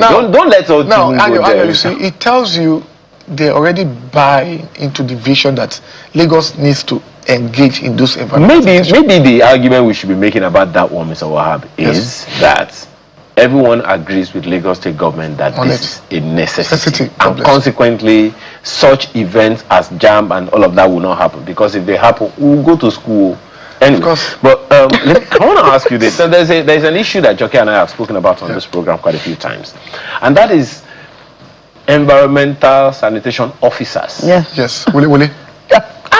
That's what I told you. I said wole. He was looking to me odd way. Back in time, there were no fridges. So your water pot, which was your fridge, dare not have tadpoles. Back in time. Today, as at some weeks ago, I can think about a week or two ago, there was this news that came out from the office of the Commissioner for Health in Lagos about Lassa fever, the outbreak of Lassa fever. And we know Lassa fever is something we know is going to come because it is a cyclic occurrence. So I asked the issue about environmental sanitation officers, the Wole, because there is some kind of nexus between health and then the environment. So tell us how that is working in Lagos among your 57 local governments. Okay, I'm glad you asked this question. If you go to the governor's Teams Plus agenda, health and environment are standing together as a pillar. It's cause and effect. Whatever happens in the environment impacts health ministry. If the environment is very well taken care of, you spend less on health. It's cause and effect. So let me come to what you asked. We have health officers statewide. What we've done, this governor had done in the past 6 years, is to enable them and spread them around the whole state. And they are still there. Interestingly, the Lagos law of 2017 gives them the power to enforce, charge you to court. They are the only ones that can charge you to court on health issues. So we've now attached them to each PSP operator. So they are in each ward. So if there are issues with respect to you not paying your PSP operator, or with you not going to patronize a PSP operator, they are the ones that will now come before the court and charge you. So they are there. But we have to recruit more, and we've done that. Thankfully, the governor had approved that. And we're also recruiting more for the enforcement leg of it. So it's a process. What about the PSP operators? They are there. How many? Do we have nearly enough to we have to cover the whole world, but we have to build more capacity for them. That's why Loma is intervening. Loma does have about 120 trucks, but it's not enough. We must find a system that will encourage them and enable them to invest more in that business. We pegged their fee. That was in 2022. We must now review for them and let them do the business the way they should and make it profitable for them. Now, still on that issue, thank you, Joke, for raising that question. Still on that issue of the environment, health, collaboration. Environmental protection is pretty much preventive, right, against any health outbreaks and all of that. Is it possible to assume that maybe we left some gaps open in the environment before that outbreak of Lassa fever, for instance, that it had to take the commissioner himself to come out? I would not want to admit to that. And I'll tell you, I've not seen the data. But I know there's no way LASEPA and the Ministry of Health will not work together. We've put out our air quality monitors. We've put out our monitors statewide, and we're monitoring stuff. There are times these things happen. And I wouldn't want to blame any ministry or any agency. The question is, once it happens, how are you responding? No, it's not about building. Like you said, it comes in, it's second. Now, the reason I'm asking is, because I know, I mean, Yes. was it not last week we were saying that all our guests were advertising for Lagos? We didn't want them to be advertising for you.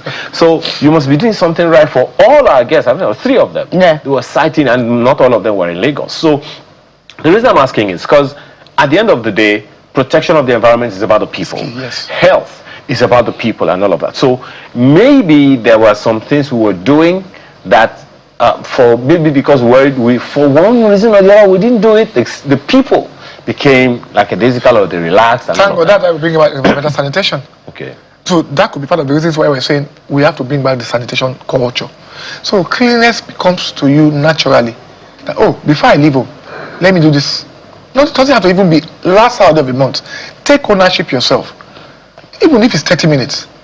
Lay your bed, clean your bedroom, do the cleanliness in your environment before you step out. It costs you nothing. Let me ask you a difficult question, sir. Right. I know you had to go under bridges and unhouse some people. I know you have to do that. Yeah, I know. It was tough and all. But there are places in Lagos, Yes, that you must have been to, that they are uninhabitable. Let me just put it that simply.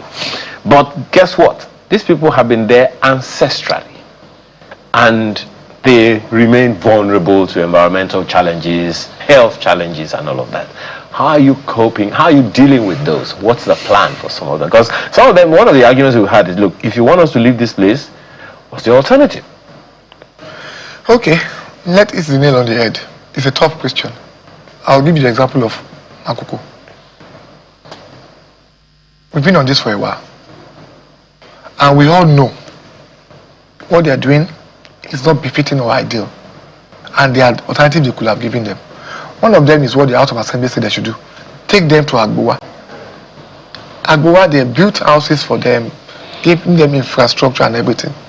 But when people say to you, I'm attached to this neighborhood, I don't want to leave, it's emotional. Governance and leadership means you must sit them down and say, you can't live here. We must regenerate this place and make this place habitable. But they are not mutually exclusive. But we are moving you to Agbowa to give you a decent place to live. And they did the same for those on the other side of Morocco. The Timber Village, that's the other side of Morocco. And it's successful. The same government did. But if these ones are saying we want more engagement, let us engage them and make them citizens. Is it the same thing for Okoko? Okoko. Now, for Okoko, it's totally different. I know for a fact, I sit in EXCO, that there had been engagements over the years. And the decision was, go pay compensation so you can regenerate that stretch by the bridge. Not the of Okoko, Michael. Yes. So it's that stretch of the bridge. And that's what they did. I also know there were evidence, they engaged them, and they paid them compensation. And that tells you, we as a people must get our messaging right. It's emotional when you see people displaced, yes. But you see, which comes first? The chicken or the egg? We must make tough decisions. And that's what governance is about. Yes, with empathy, with human feelings.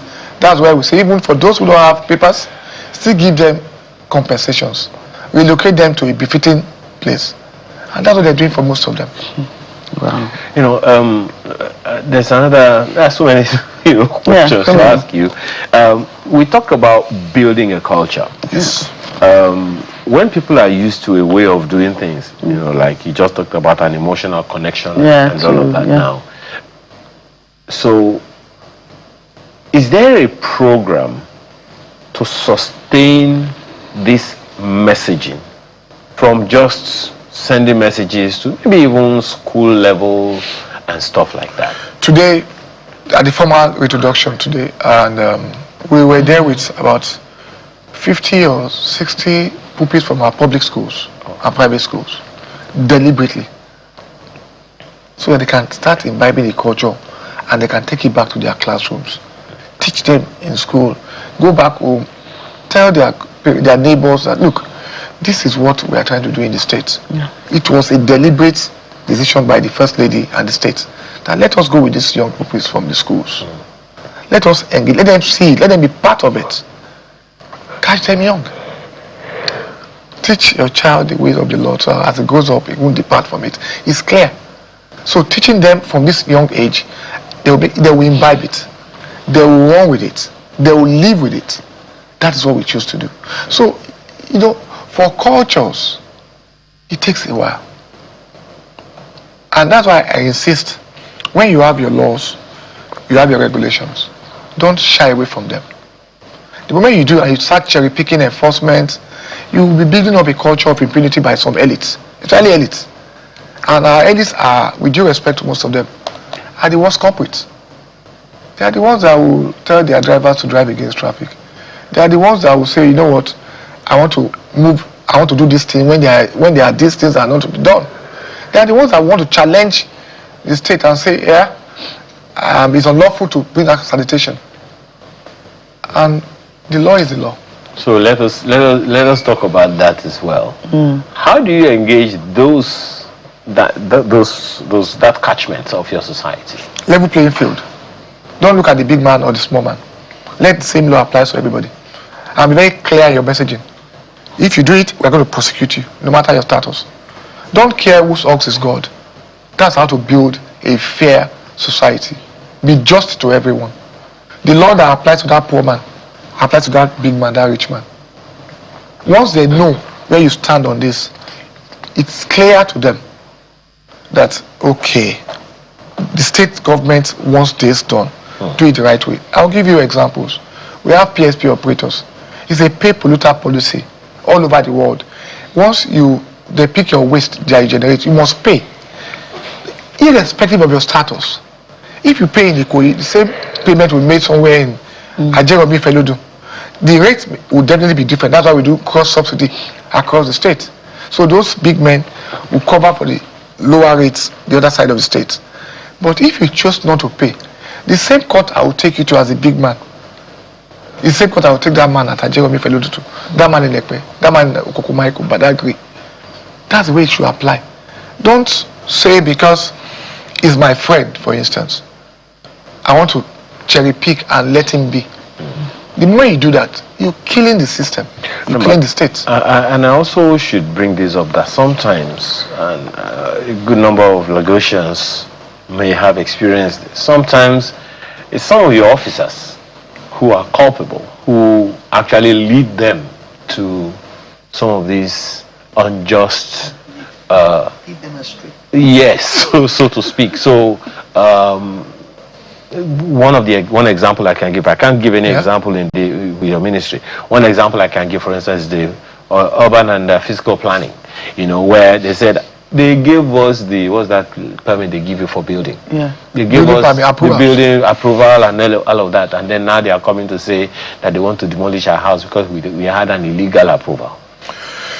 You see, and I use the word if you have such issues, don't cover them up. Thankfully, the Lagos State Public Service is the most robust public service in this country. Write to the HOS and see if there won't be a reaction or a response. Head of service. Head of service. Attach proof that you got approval through this ministry, this person got this done for you, and you found out years down the road that there's a system. The system in Lagos is so fantastic that we invite the person involved. They'll set up a PNB and you'll be shocked. And this is not because they are going to defend one of theirs, no. It's just the way the civil service structure is. So it's not going to be perfect, but because that same system had provided for remedies and how to address them and assess them, don't shy away from such. What I tell people is, if you have approvals, and peradventure we chose to say this was not properly done, bring it back to us. Don't shield us away from it. Okay. Let us look at it. How did this happen? That means somebody in the system or system had failed you, and they must compensate you. Oh, right. Because I was going to ask what happens to that person. They must compensate you. Okay. All right. But what I found out, Mrs. Rogers, is that most of those approvals were not from the system. I had costs in the past 2.5 years to remove houses on floodplains, houses on wetlands, houses on the setback of our channels, and I challenge most of them. If you have this drainage clearance or AIA, bring it forward. They don't. They don't. And the law had been there. To build around primary channel, you need 6 meters. Secondly, you need 3 meters. Because we have to clean. And the machines can come within 3 meters. But they don't do these things. You know, we have asked you about the environment today. The next time it is about water resources, but that won't be today. Thank you so much for your time. Thanks today.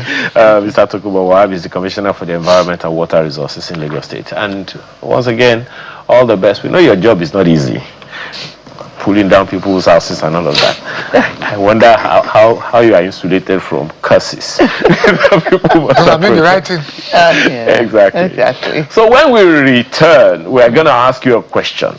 That situation, are you responding or reacting? You're asking me what's the difference? Just wait, we'll come back.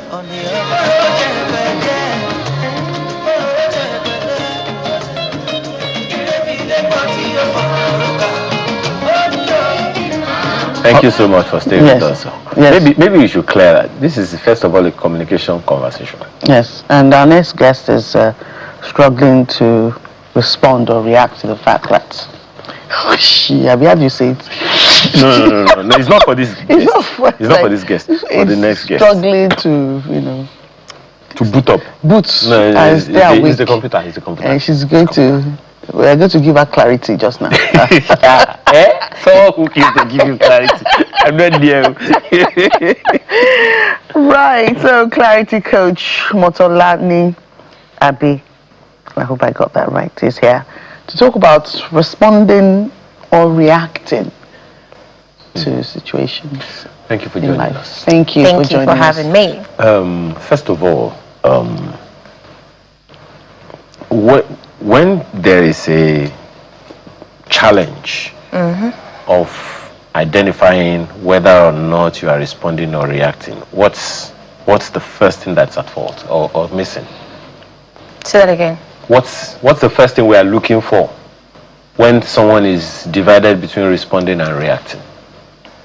Look at this. Yoruba will say kilagbe kilaju. What did we throw? What did you catch? I mean, a situation happened. Are you responding based on what happened, or there is something that is informing how you are reacting to what just happened? Let me give a typical example. Say you're at work and a colleague made a statement to you, and you're reacting, and you're like, why would you talk to me like that? Am I your mate? Do you look at it holistically? Is it what the person said that is annoying you? Or there's something the person said that agrees with something that has been said to you before now that you have a problem with? I'll give you a practical example. So I was working on a project and I was being asked to go on TV to talk about the project. It wasn't exactly my core project, but I was overseeing, every activity. I oversee a lot of projects. And this particular one wasn't just my core. And a colleague, and so when he said, come and go on air, I'm like, hey, God, let me quickly put my thoughts together and let me be sure what I want to say about this project, the numbers of impact, the people who had reached and all of that. And a colleague of mine said, Madam, go on air and go and quickly answer this question. Don't you know about this project already? And I was offended. And I was going to react because, of course, she's a junior colleague. I wanted to get angry to say, why would you speak to me like that? And then I paused. Because the first thing you want to do is always pause. Take a second. Why did what she said, why did it annoy me? Why did I get angry? Because you also want to be able to name the emotions that you're feeling at the time. What was the emotion I was feeling? I was feeling angry. I was feeling not enough at the time. Because why would she challenge the fact that I'm supposed to just go on air and just say something? Now that pause made me realize that it wasn't about what she said. It was because before now, I already felt not enough. Because I didn't think I had a lot of information on that project. So what she said all just confirmed how I already felt about me not having all the details I needed. So it wasn't exactly about what she said, but how I interpreted what she said based on how I already felt about myself. So that comes to a reaction to say, oh, why would you? Because oftentimes when we react, it's not exactly by what had happened.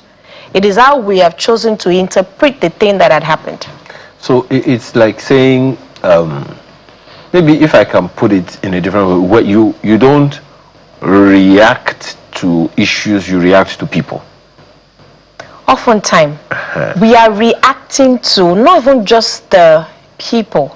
We're reacting to how that person made you feel. Yes. Okay. So it's about us most of the time, not exactly about the person or what the person has said. Because I could say, I could say to somebody, you're stupid, and the person is offended. And I could say you're stupid to someone else, and the person says, Yusuf, you're stupid. Like, so there are things that someone would have said to you that wouldn't annoy you, but some other person said to you, and then you're offended. You know what? You know this thing. Okay. Yeah, because you would want to say, it's just a question. Are you stupid? And then you ask yourself, am I stupid? Am I stupid? Am I stupid? So, hey, so someone looks at you and say, you're a fool, and then you're offended that you call, no, you can't call me a fool and I'm angry. I can't be offended by somebody calling me a fool. I'm not a fool. I know who I am. My identity is intact. So when you call me a fool, I'm thinking about it. I'm concerned about you. What's going on with you? And you find, sometimes I'm driving on the road and you've on, like, oh, can you get off the road? And some angry man is just angry. Is it because you're driving a car? It's not about me. The person is angry by whatever it is the person is going through. I'm just on the receiving end of the anger that is going on with the person. Okay. So I was leading to somewhere. So you said something a little while ago. You said you know yourself. You are secure about. I'm aware. Aware of your personality. Yes, I'm aware of who I am. Good. You are aware of who you are. Exactly. So there is a self-awareness challenge there, right? Yes. So that is what makes people to question anything. As I've asked this question before. Are you mad? And someone took offense. Say, you are calling me a madman. Oga, didn't you hear this is a question mark? I'm not mad. The question that I asked you. And then I said, someone else say, you are foolish. And the person said, how can you be calling me a fool? Foolish means you are not a fool. But so there's a self-awareness challenge there. Yeah. But then what is it because the person didn't know himself, or the person, because I have this philosophy, I have this theory, madam, that every single person on earth percolates whatever they receive from anyone through layers of years of experience, of everything that they have gone through before they react. Exactly. So that's what you're saying. A typical example of in marital settings now. So a man consistently calls his wife useless. It's a story that one of my mentors, it was a case of a woman that he had worked with, and would say, oh, you're useless, you're useless. The husband would always tell the wife, you're useless, and she would cry, because also maybe growing up, someone had made her feel, oh, you're not, you know how siblings, maybe your sibling likes to arrange the house, the other one does not. The mother will say, you're just useless, see this, your sister didn't do this. Now, a child growing up in that environment already does not feel enough. And then you get married, and then you have a partner who is consistently telling you, oh, you're useless, useless. You know what changed? She came in for therapy, and then we changed the meaning and said, it's how you're interpreting what this person is saying to you. What's the meaning of useless? Useless has two words. Use, less. If we flip it, it means less use. What if we interpret what the person is saying to, I lack the capacity to maximize you. I'm using you less. I do not have the capacity to maximize the potential that I have in my life. She started laughing. I said, oh, I didn't say it that way. Because there's something probably fueling what you're hearing. So, oh, they say I'm useless. And maybe a part of you already feels, maybe I am useless, maybe I'm not doing as much as I wanted to do. And so we flip it. So she gets home, the man says, oh, you're useless. She's smiling because the man is only revealing himself to you to say, I do not have capacity. So when she changed the interpretation of what is being said, the man was wondering, why is she not getting angry? She's changed the interpretation. She's now responding. Yeah, she's no longer reacting. Or maybe this response, responding and reaction could be of a lack of knowledge. The situation you have painted now, it seems to me like a lack of knowledge and of being aware of how she can interpret interpretation. Yes. Whatever is being pushed. Exactly. So it may not be because she feels she's been hearing it before and she actually feels useless, but she didn't know that, oh, she could interpret it a certain way. So if I call you, I say, oh, you're a stupid man, you're probably going to smile like, is this my guest? Is she okay? It's not who you are. Oh, but you're a stupid woman. You're wondering from where to where. As how. And that's why you can't go on the road and somebody is saying, Ayo, stupid woman. Ayo, stupid woman. You are Ayo. But you're not stupid. And you're not even a woman. So a part of your brain would be wondering what is happening with the other person. Not you begin to question, because nothing about you shows that you're a woman in any form or way. So it boils down to identity. How aware are you of who you are as a person? And I tell people, before now, I don't take sessions around emotional intelligence because I didn't think I was. Because I was one of the, give it to me, I'll give it to you, good measure, press down, shake it together, running over and all. But then as you grow, you learn. You can't react to everything. Because you would make that. I hear people say, oh, you're making me into who I am not. No, it's in you. Okay, so what about, let me put it this way. I think some of these, when you scold people or something, it's taken as an insult. Like when you tell a child or someone or an adult, don't be foolish, you're acting foolish or you're acting stupid. It's because the person probably did that. And I keep telling people it's not an insult, because growing up, I grew up in a space where that's what he said. And because you're actually acting that way at that time, that's why. And I keep telling people, oh, it's not an insult, it's just to say that. But because a part of them already feels like they are, right. So they would interpret it as an insult. Because somewhere within their mind they already feel, maybe I'm foolish, maybe I'm not, So by the time you say it and you're asking a question, or have you heard, I don't know if you've had an experience where you're talking to someone like, I don't think this makes sense. And I mean, we're talking about something and you're like, I'm not sure this makes sense. And the person say, oh, so you think I don't have sense? That's not what I said. Yeah. Let's focus on, and that's why oftentimes when people react to you, it's not exactly about you or what you said. You need to say this again that you're saying. Then here is why. Some man or some woman in a marriage right now, their marriage is on the brink because of that. No, this thing, I think, let's review this. So it means so I don't have sense. So, and a host of marriages, even right now, they are having that problem simply because somebody said something, opposed an idea, not maybe just have a different opinion to what you have, and then you bring out your AK-47. Simply because, of that. So please help us explain that. It's about how does a man sees himself? Does he not feel enough already before then? Or is there a part of him that feels like maybe the lady is more intelligent? So because if you already begin to question your intelligence against someone, when they say something, or when you say something and they don't agree, then you are reminded about the inadequacy that you already feel about yourself. To say, oh, could it be because she's more intelligent is why she's not agreeing with this? Does that mean your head is the one doing all the interpretation? Not necessarily because of what the person has said. So you are the one doing the interpretation to say, oh, could that mean that I'm not smart? Could that mean no? Can we have a conversation? can the superior argument win? The person who has better ideas, can we follow that as a family? Instead of, oh, I'm the man of the house, I'm the head of the home, that you are the leader or the head of the home doesn't mean that you are the smartest. Your job is to be able to harness the potential and the skills of everybody within that family to ensure that the family is in the direction that we want to go. Not that whatever you say, because you can sincerely be wrong. Sincerely.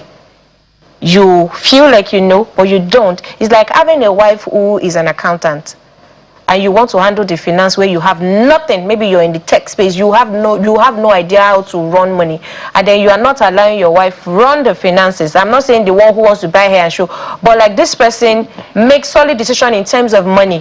What is wrong? The family fit. Nothing is wrong in buying, but in managing I finance. didn't say anything. I'm innocent. It's in managing Woman the to finance. woman. You can even buy the hair and shoe.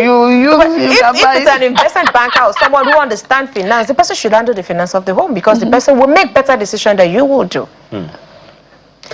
Okay, I have you here. Thank you, my director. So, you know, I wanted us to highlight that so someone understands. I should also say this. I have this orientation. I've, you know, had a couple of master classes here and there. And I have come to realize something, that one of the most underrated skills in the world today is communication. Exactly. Yeah. Grossly underrated, because we assume we are communicating, or rather we have communicated when it hasn't even started in the first place. You know, so how do you tell anyone who knows how to talk that they don't know how to communicate? Isn't communication two ways? So what I have done, I also had an experience where you have given instruction to somebody to say, oh, get this done, and they go ahead and do something entirely different. And parents do it all the time. Maybe not all the time, most of the time. Come and then put you it tell, on my head. yeah, and then you tell your child, go get this done, and you're not specific. Put water on fire. You did not say how much. And then you get to the kitchen and say, do you want to boil water for the whole street? Mommy, you did not specify. You are not specific. Is it 1 cup of water? Was it 2 cups? Or you're cooking and maybe the beans is almost done. You just need little water. You just say, see that beans. When you get there, check if there's water there. If there's no water, pour water. Or put more water. You are assuming that your child can do the calculation of how much water is left to finish cooking the beans. And then you get there, you've seen the water that has been added, and you're angry. No, you did not communicate properly. You did not give a clear instruction as to the quantity. You see that teacup or whatever cup, you must have a specific bowl or something you can use in just half of it or quarter of it or little of it. Be specific. Is she not supposed to know? She's not supposed to know. She's not you. She's not an adult. In fact, have you not seen some adults that you're seeing something in one way and they're seeing it entirely different? And you, as an adult, looking at another adult and you're wondering, shouldn't you know? No, they don't know. So if you want to get the job done, explain how you want to get the job done. Okay. And when you're giving them the instruction, ask, what do you understand by what I've said? Okay.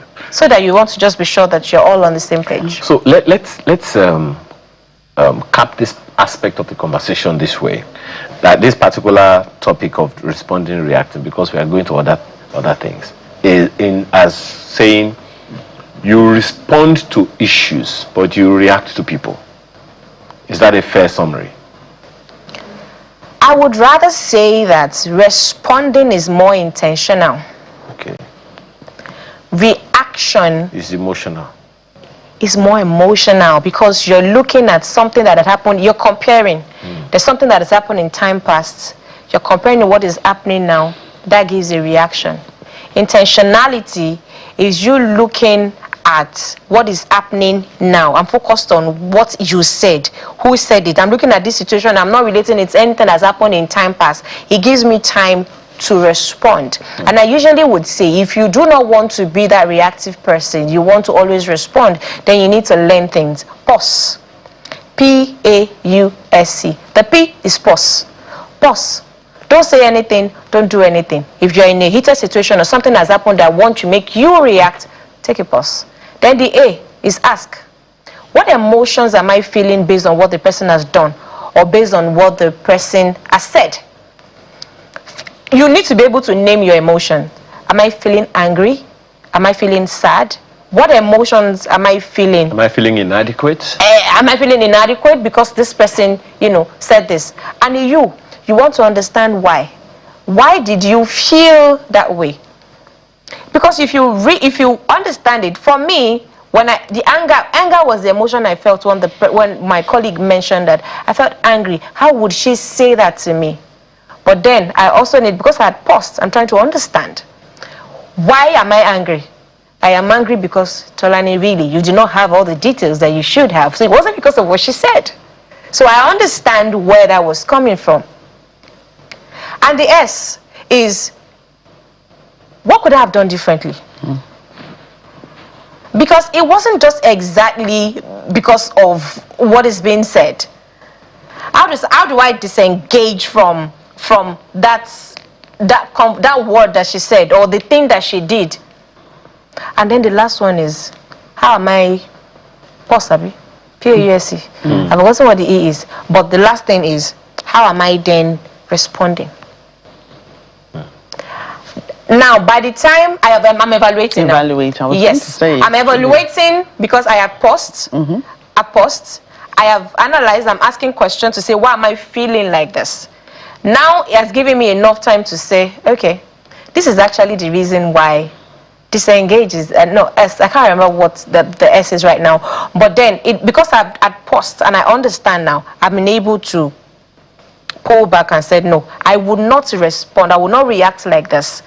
Because I have evaluated the whole situation. That way, it helps me to respond appropriately. I walked up to her. I was angry at first. I walked up to her. I gave her a hug. Because it wasn't about what she said. It wasn't about her. It was about how I interpreted my inadequacy as to what had happened that was making me feel that way. There are some environments they call high-stakes environment. This kind of your pause strategy. No, you needed to. And that's why you seen. I read something online one day where a nurse said, a conductor kept charging at her. I think she's giving him the money. He couldn't remember, and the charge was ongoing. The guy had insulted her so much, and by the time she got down, she said, "When I got down from the bus, I planned to insult him back, but by the time I got down from the bus, this conductor just jumped down, and he fell. Of course, she's a nurse. She checked him. The guy was gone." And then she wrote it on, it was a WhatsApp group, and then she wrote it. She said, right there she was thinking, because the guy had insulted her so much, and if she was to react, maybe she had insulted him, maybe had said, "You don't worry, you will soon die." People will not let her go. They say, it was you that said she would die, or she had pushed him, or had locked his shirt or something. You also want to take a pause, because you know how a fight will start. You know how an argument will start. You just don't know how it will end. Like the Iran war, we don't know how it's going. You don't know how it will end. So for your own good, it's also okay for you to take a pause before you react to any situation or person. Now, this whole thing, has a lot to do with cognition. And Joke and I were talking about something a little funny, but also very, very serious for the future, which is the fact that screen time is killing brains. Oh, yeah. And so we're talking about that.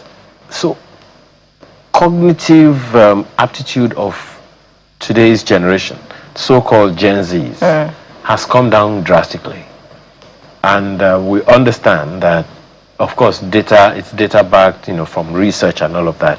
Their parents are smarter than them. Meanwhile, it's supposed to be the other way around.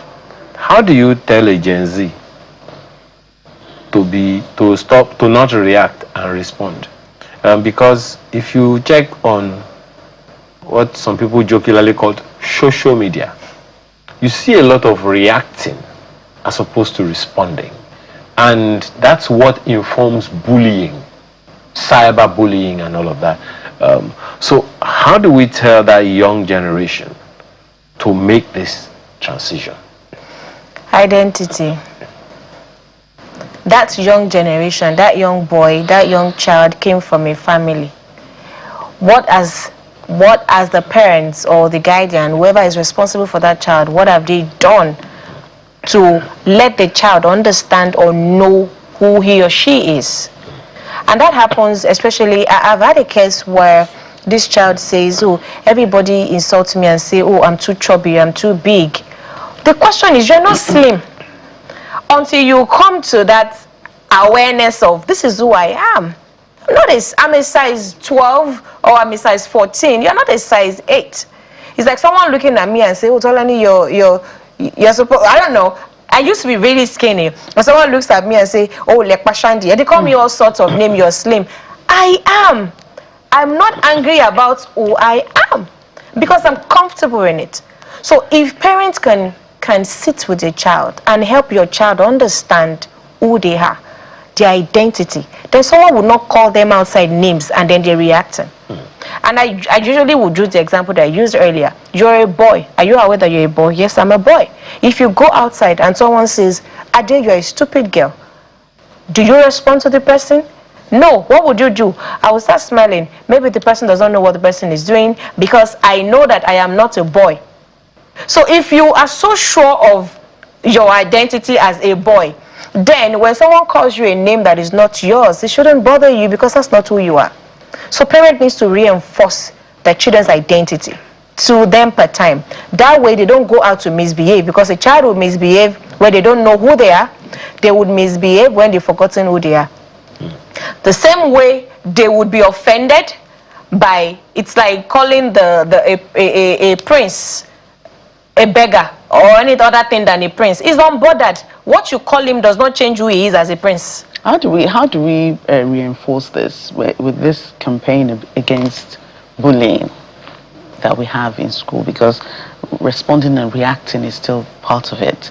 You know, you say someone is the bully someone. You know how bullies behave. So you react to a bullying situation. I say I am not what they say I am, like in school. So I mean, how do you reinforce that in children? Because from a young age it affects their, how do you call it now, their psyche, self, what do you call that again? You know what I'm trying to say. Exactly. Yeah, I mean, their self-esteem. Yeah. In that sense, it affects them if they actually listen to what the bullies say and they imbibe it and say, oh, maybe I am like that after all, or they don't know how to react to it. So for that word to affect, what word have you said at home? Right. The bully has said it how many times? What positive word are you saying, and how many times are you saying it? I don't know if we understand what I'm saying. 7, 8, 9-year-olds, or not big people. If you go to school and then someone said something to that child and it affect the child once, because somebody said it maybe once or twice, I'm saying before the child went to school, what have you said to the child, right, to boost the child up before the child got there? So I have 7, 8 years old who would say, oh, somebody called me this, but it didn't bother me because that's not who I am. Because the parents had consistently said, see, this is who you are. You are intelligent, you're smart, you're this, and I've shown you see, when you do this, that's very good, that's very intelligent, that's a smart one. You did something, you affirm them from time to time, and then you also help them see the reason why the bullies sometimes do the things that they do. Maybe the bully does not have the parents as loving as you are, or they don't love themselves. You help them see. So every time they encounter a bully, it's empathy that they feel for the bully too. I know why you do the things that you do, but it's whatever it is you want to say, and because the bully will always come back when they know that whatever it is they say to you affects you. But you as a parent, you have that responsibility to consistently affirm your child, help your child understand who they are. I'm intelligent, I'm smart, regardless of what anybody says. So 1 time or 2 times somebody says something different from what you have said to them, is that enough to change what it is that you have consistently told them over the years?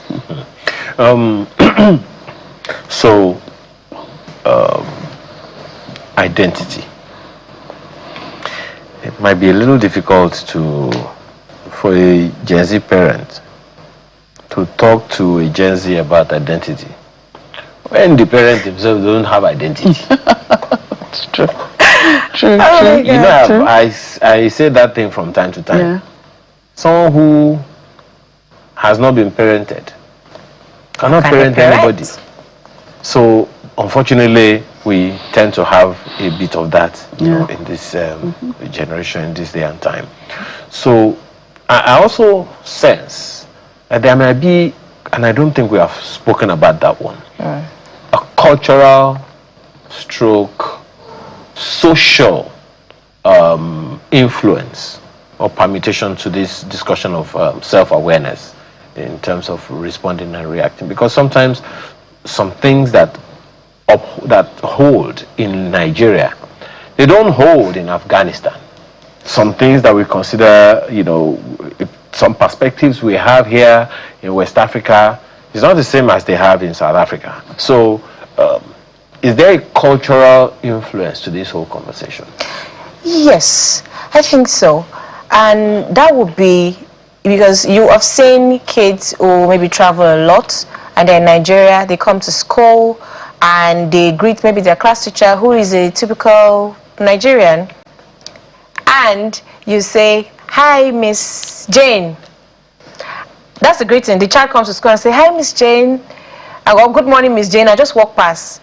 But Miss Jane, who is maybe a typical cultural Yoruba woman, who expect that when you pass by me, how you show me that you respect me is that you kneel and greet me good morning and then pass.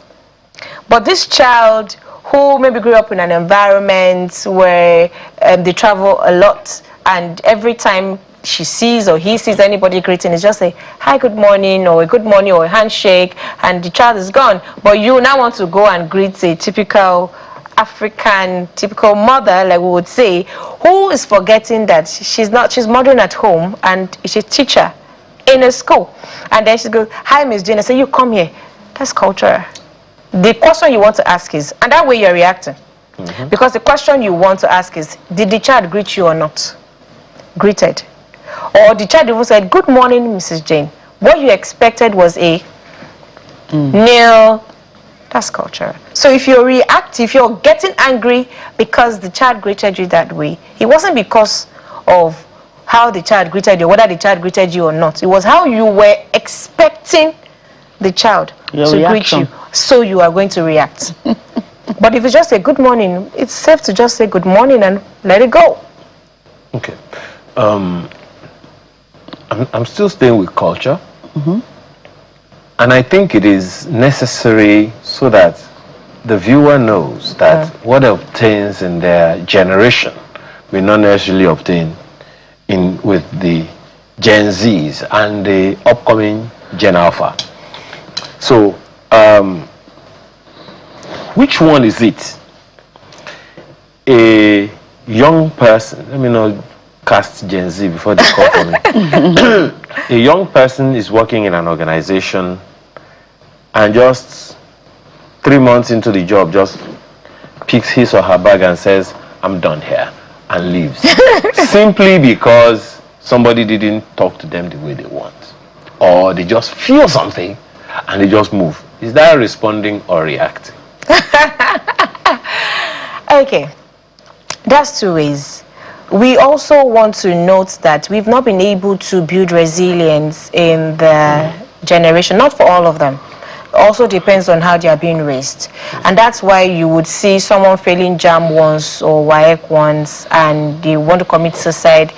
In those days, you had people fail WAEC like 5 times. You fail once, you go and do it again. 2 times, but this time, because it looks like things come easy, there is nothing, or there's no intentionality in building resilience in the child at home. So when they fail once and then they have attached failure, for exam means I have failed in life, and that still comes to identity. To say that you wrote an exam and failed does not mean that you are a failure. And that's why I would tell parents, if a child misbehaves, tackle the behavior. Don't label the child. The child stole something or took something that is not his. Don't say you're a thief. No. Let's stop labeling. Or the child lied to protect themselves from something, then you label the child, you are a liar. The child failed one exam, you failed. Or you're a failure. Or you are a failure. And the child begins to feel, oh, so the other child who did well, is the one who is, who is a success. These are the things that makes this generation not resilient enough. So something is not working well, they back down. Growing up, something is not working well, you will stay there till it works. Reminds me of I don't know if you know it. Some mothers do have them. Frank Spencer. That he was with his therapist, and he said he was a failure, and the therapist tried to convince him that you're not a failure. Yes, but eventually the therapist agreed at the end of the day that he was a failure. It's a sitcom, you know. And he said for the first time, you are right and I am wrong as a therapist, that you are actually a failure. Was that Frank Spencer? No, don't worry. No, Frank Spencer is not a normal person. I don't even know. A failure in what sense? I don't there know. must be something that... I don't know the difference between Frank Spencer and Mr. Bean. So they're not people to be taken seriously. Now, in terms of building resilience, because the topic we are talking about seems simple, responding versus reacting. But we are looking at it not from a psychic whatever perspective, but from a lifestyle perspective. Because you get on the bus, you are at the airport or something. Your security man at your gate just does something, and you don't allow the things to simmer at all. You just serve him hot, you know. So those are the things that we are trying to look at now. Now, someone who has not Gen Z, older, maybe, you know, whatever age, and if they still find themselves, even as we are talking now, reacting to issues, and they are now having listened now that they see that it's not about the other fellow, it's about them. What are the first steps you would recommend? Those are the things that I mentioned earlier. Pause. Okay, pause. Sometimes maybe you woke up with a terrible headache. You struggled out of bed. You're going to work. It was traffic. And then you get to work, and then you're giving one of your team members to get something done, and they haven't done it, and then you're frustrated. That's why I said number one thing you want to do is pause. Don't say or do anything until you be able to ask why you're feeling. What emotion are you feeling? You are angry about the fact that this person has not done what they should have done in a way that you wanted it, because you are just not in the mood to start correcting anything at that point. So take a pause and don't take out your anger on people. You need to be able to name your emotion, and it's something that I see with women sometimes. Maybe when they're on their period, you're suppressing so much pain. For people who feel pain, you know, during menstruation, I've heard women say, I'm just really cranky, I'm angry when I'm on my period, I can't explain why. Because you need to still appear like all is well, you're okay, in the middle of pain. So every little thing will annoy you. And you get things like you should have been used to it by now.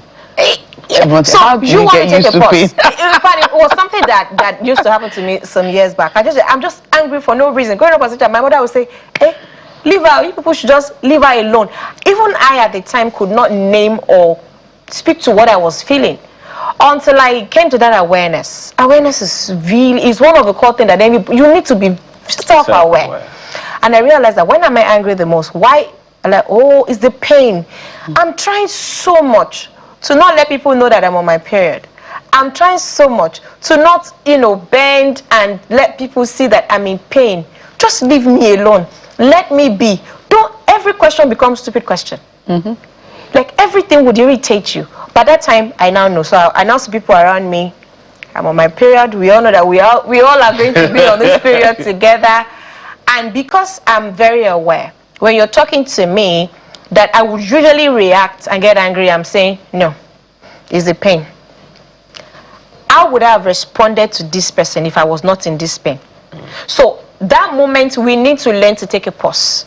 Don't always, in fact, sometimes when you have that, take that 5-10 minutes pause, you realize that it's not even worth responding to. Like, there's no point.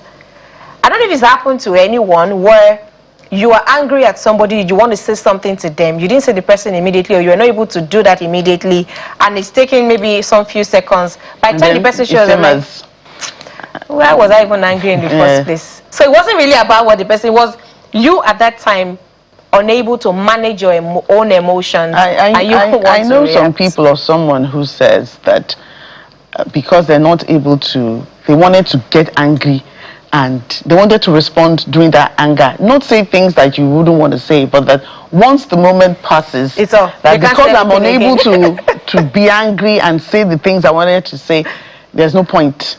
There's no point. I'll wait for another day because maybe another day will always come for me to get angry with you. Because now they've taken time to pause. And at that point, you're just wondering, what am I even saying? Why am I? Because you also want to look. Would the person even understand? Is there a need? Is there a reason for me to start? It's like me entering, for example, let's say I enter into a bus and the conductor is trying to fight me. Does it make sense for me to respond? The conductor is probably angry with his life. He's probably frustrated. I have a fine face to protect, and I want to get into a fight with somebody who already has marks all over his body. He's got nothing to lose. Yeah.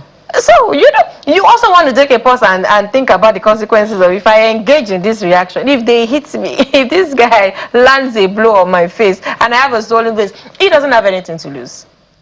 You want to always take a pause. This thing that you're just saying, it reminds me of why I don't, if anyone bashes me, I don't get out of the car. I just drive off because it is the pain of the car. Of the cost of the car is one thing. Yeah. The pain in my body, mechanic cannot mend down. No panel beater. No panel beater. We have to thank you very much for coming. Thank you for this having morning me. for joining us in this conversation. You see, it's been a little extended. I think it's because we also didn't want to react. We wanted to respond to the issues because they are very, very important. So when you get online and you're angry, about what government is doing or not doing, are you responding or reacting? Or reacting. What do you lose? Really, why are you losing? I mean, someone is selling tomatoes and you're saying dollar is increasing. What? And that's why you see people post they're happy online. If a happy family is posting on social media, someone is in the comment section saying nasty things. It's not about the happy family, it's the frustration. So in all of this frustration, you have the audacity and the right to be happy. So things are working for you. So people just unnecessarily pour their anger and frustration on other people, so on social media. They are reacting, they are not responding. They are reacting, definitely. So see how back home you react to this. Time's up. We have to go on sunrise. But in case you plan to react to the fact that we are ending this conversation, please respond. Respond. Pause. Lovingly. Pause. Remember, you still have the rest of the 24 hours in a day. And you can always go back to this broadcast. If you want to react, go and sleep. Wake up, then come back to it. Sleep always does the body good. That's reaction. Clarity Coach, thank you again for your time. Thank you again for your time. Wow. And that's the show today. Thank you for the privilege of being a part of your morning. Yes, you noticed, Abby, we don't have artist of the week. Don't worry. Is she not artist of? She has acted. She has acted. All right. I'm Ayo Makide. And I'm Joke Rogers. Bye. Weekend and bye. Bye.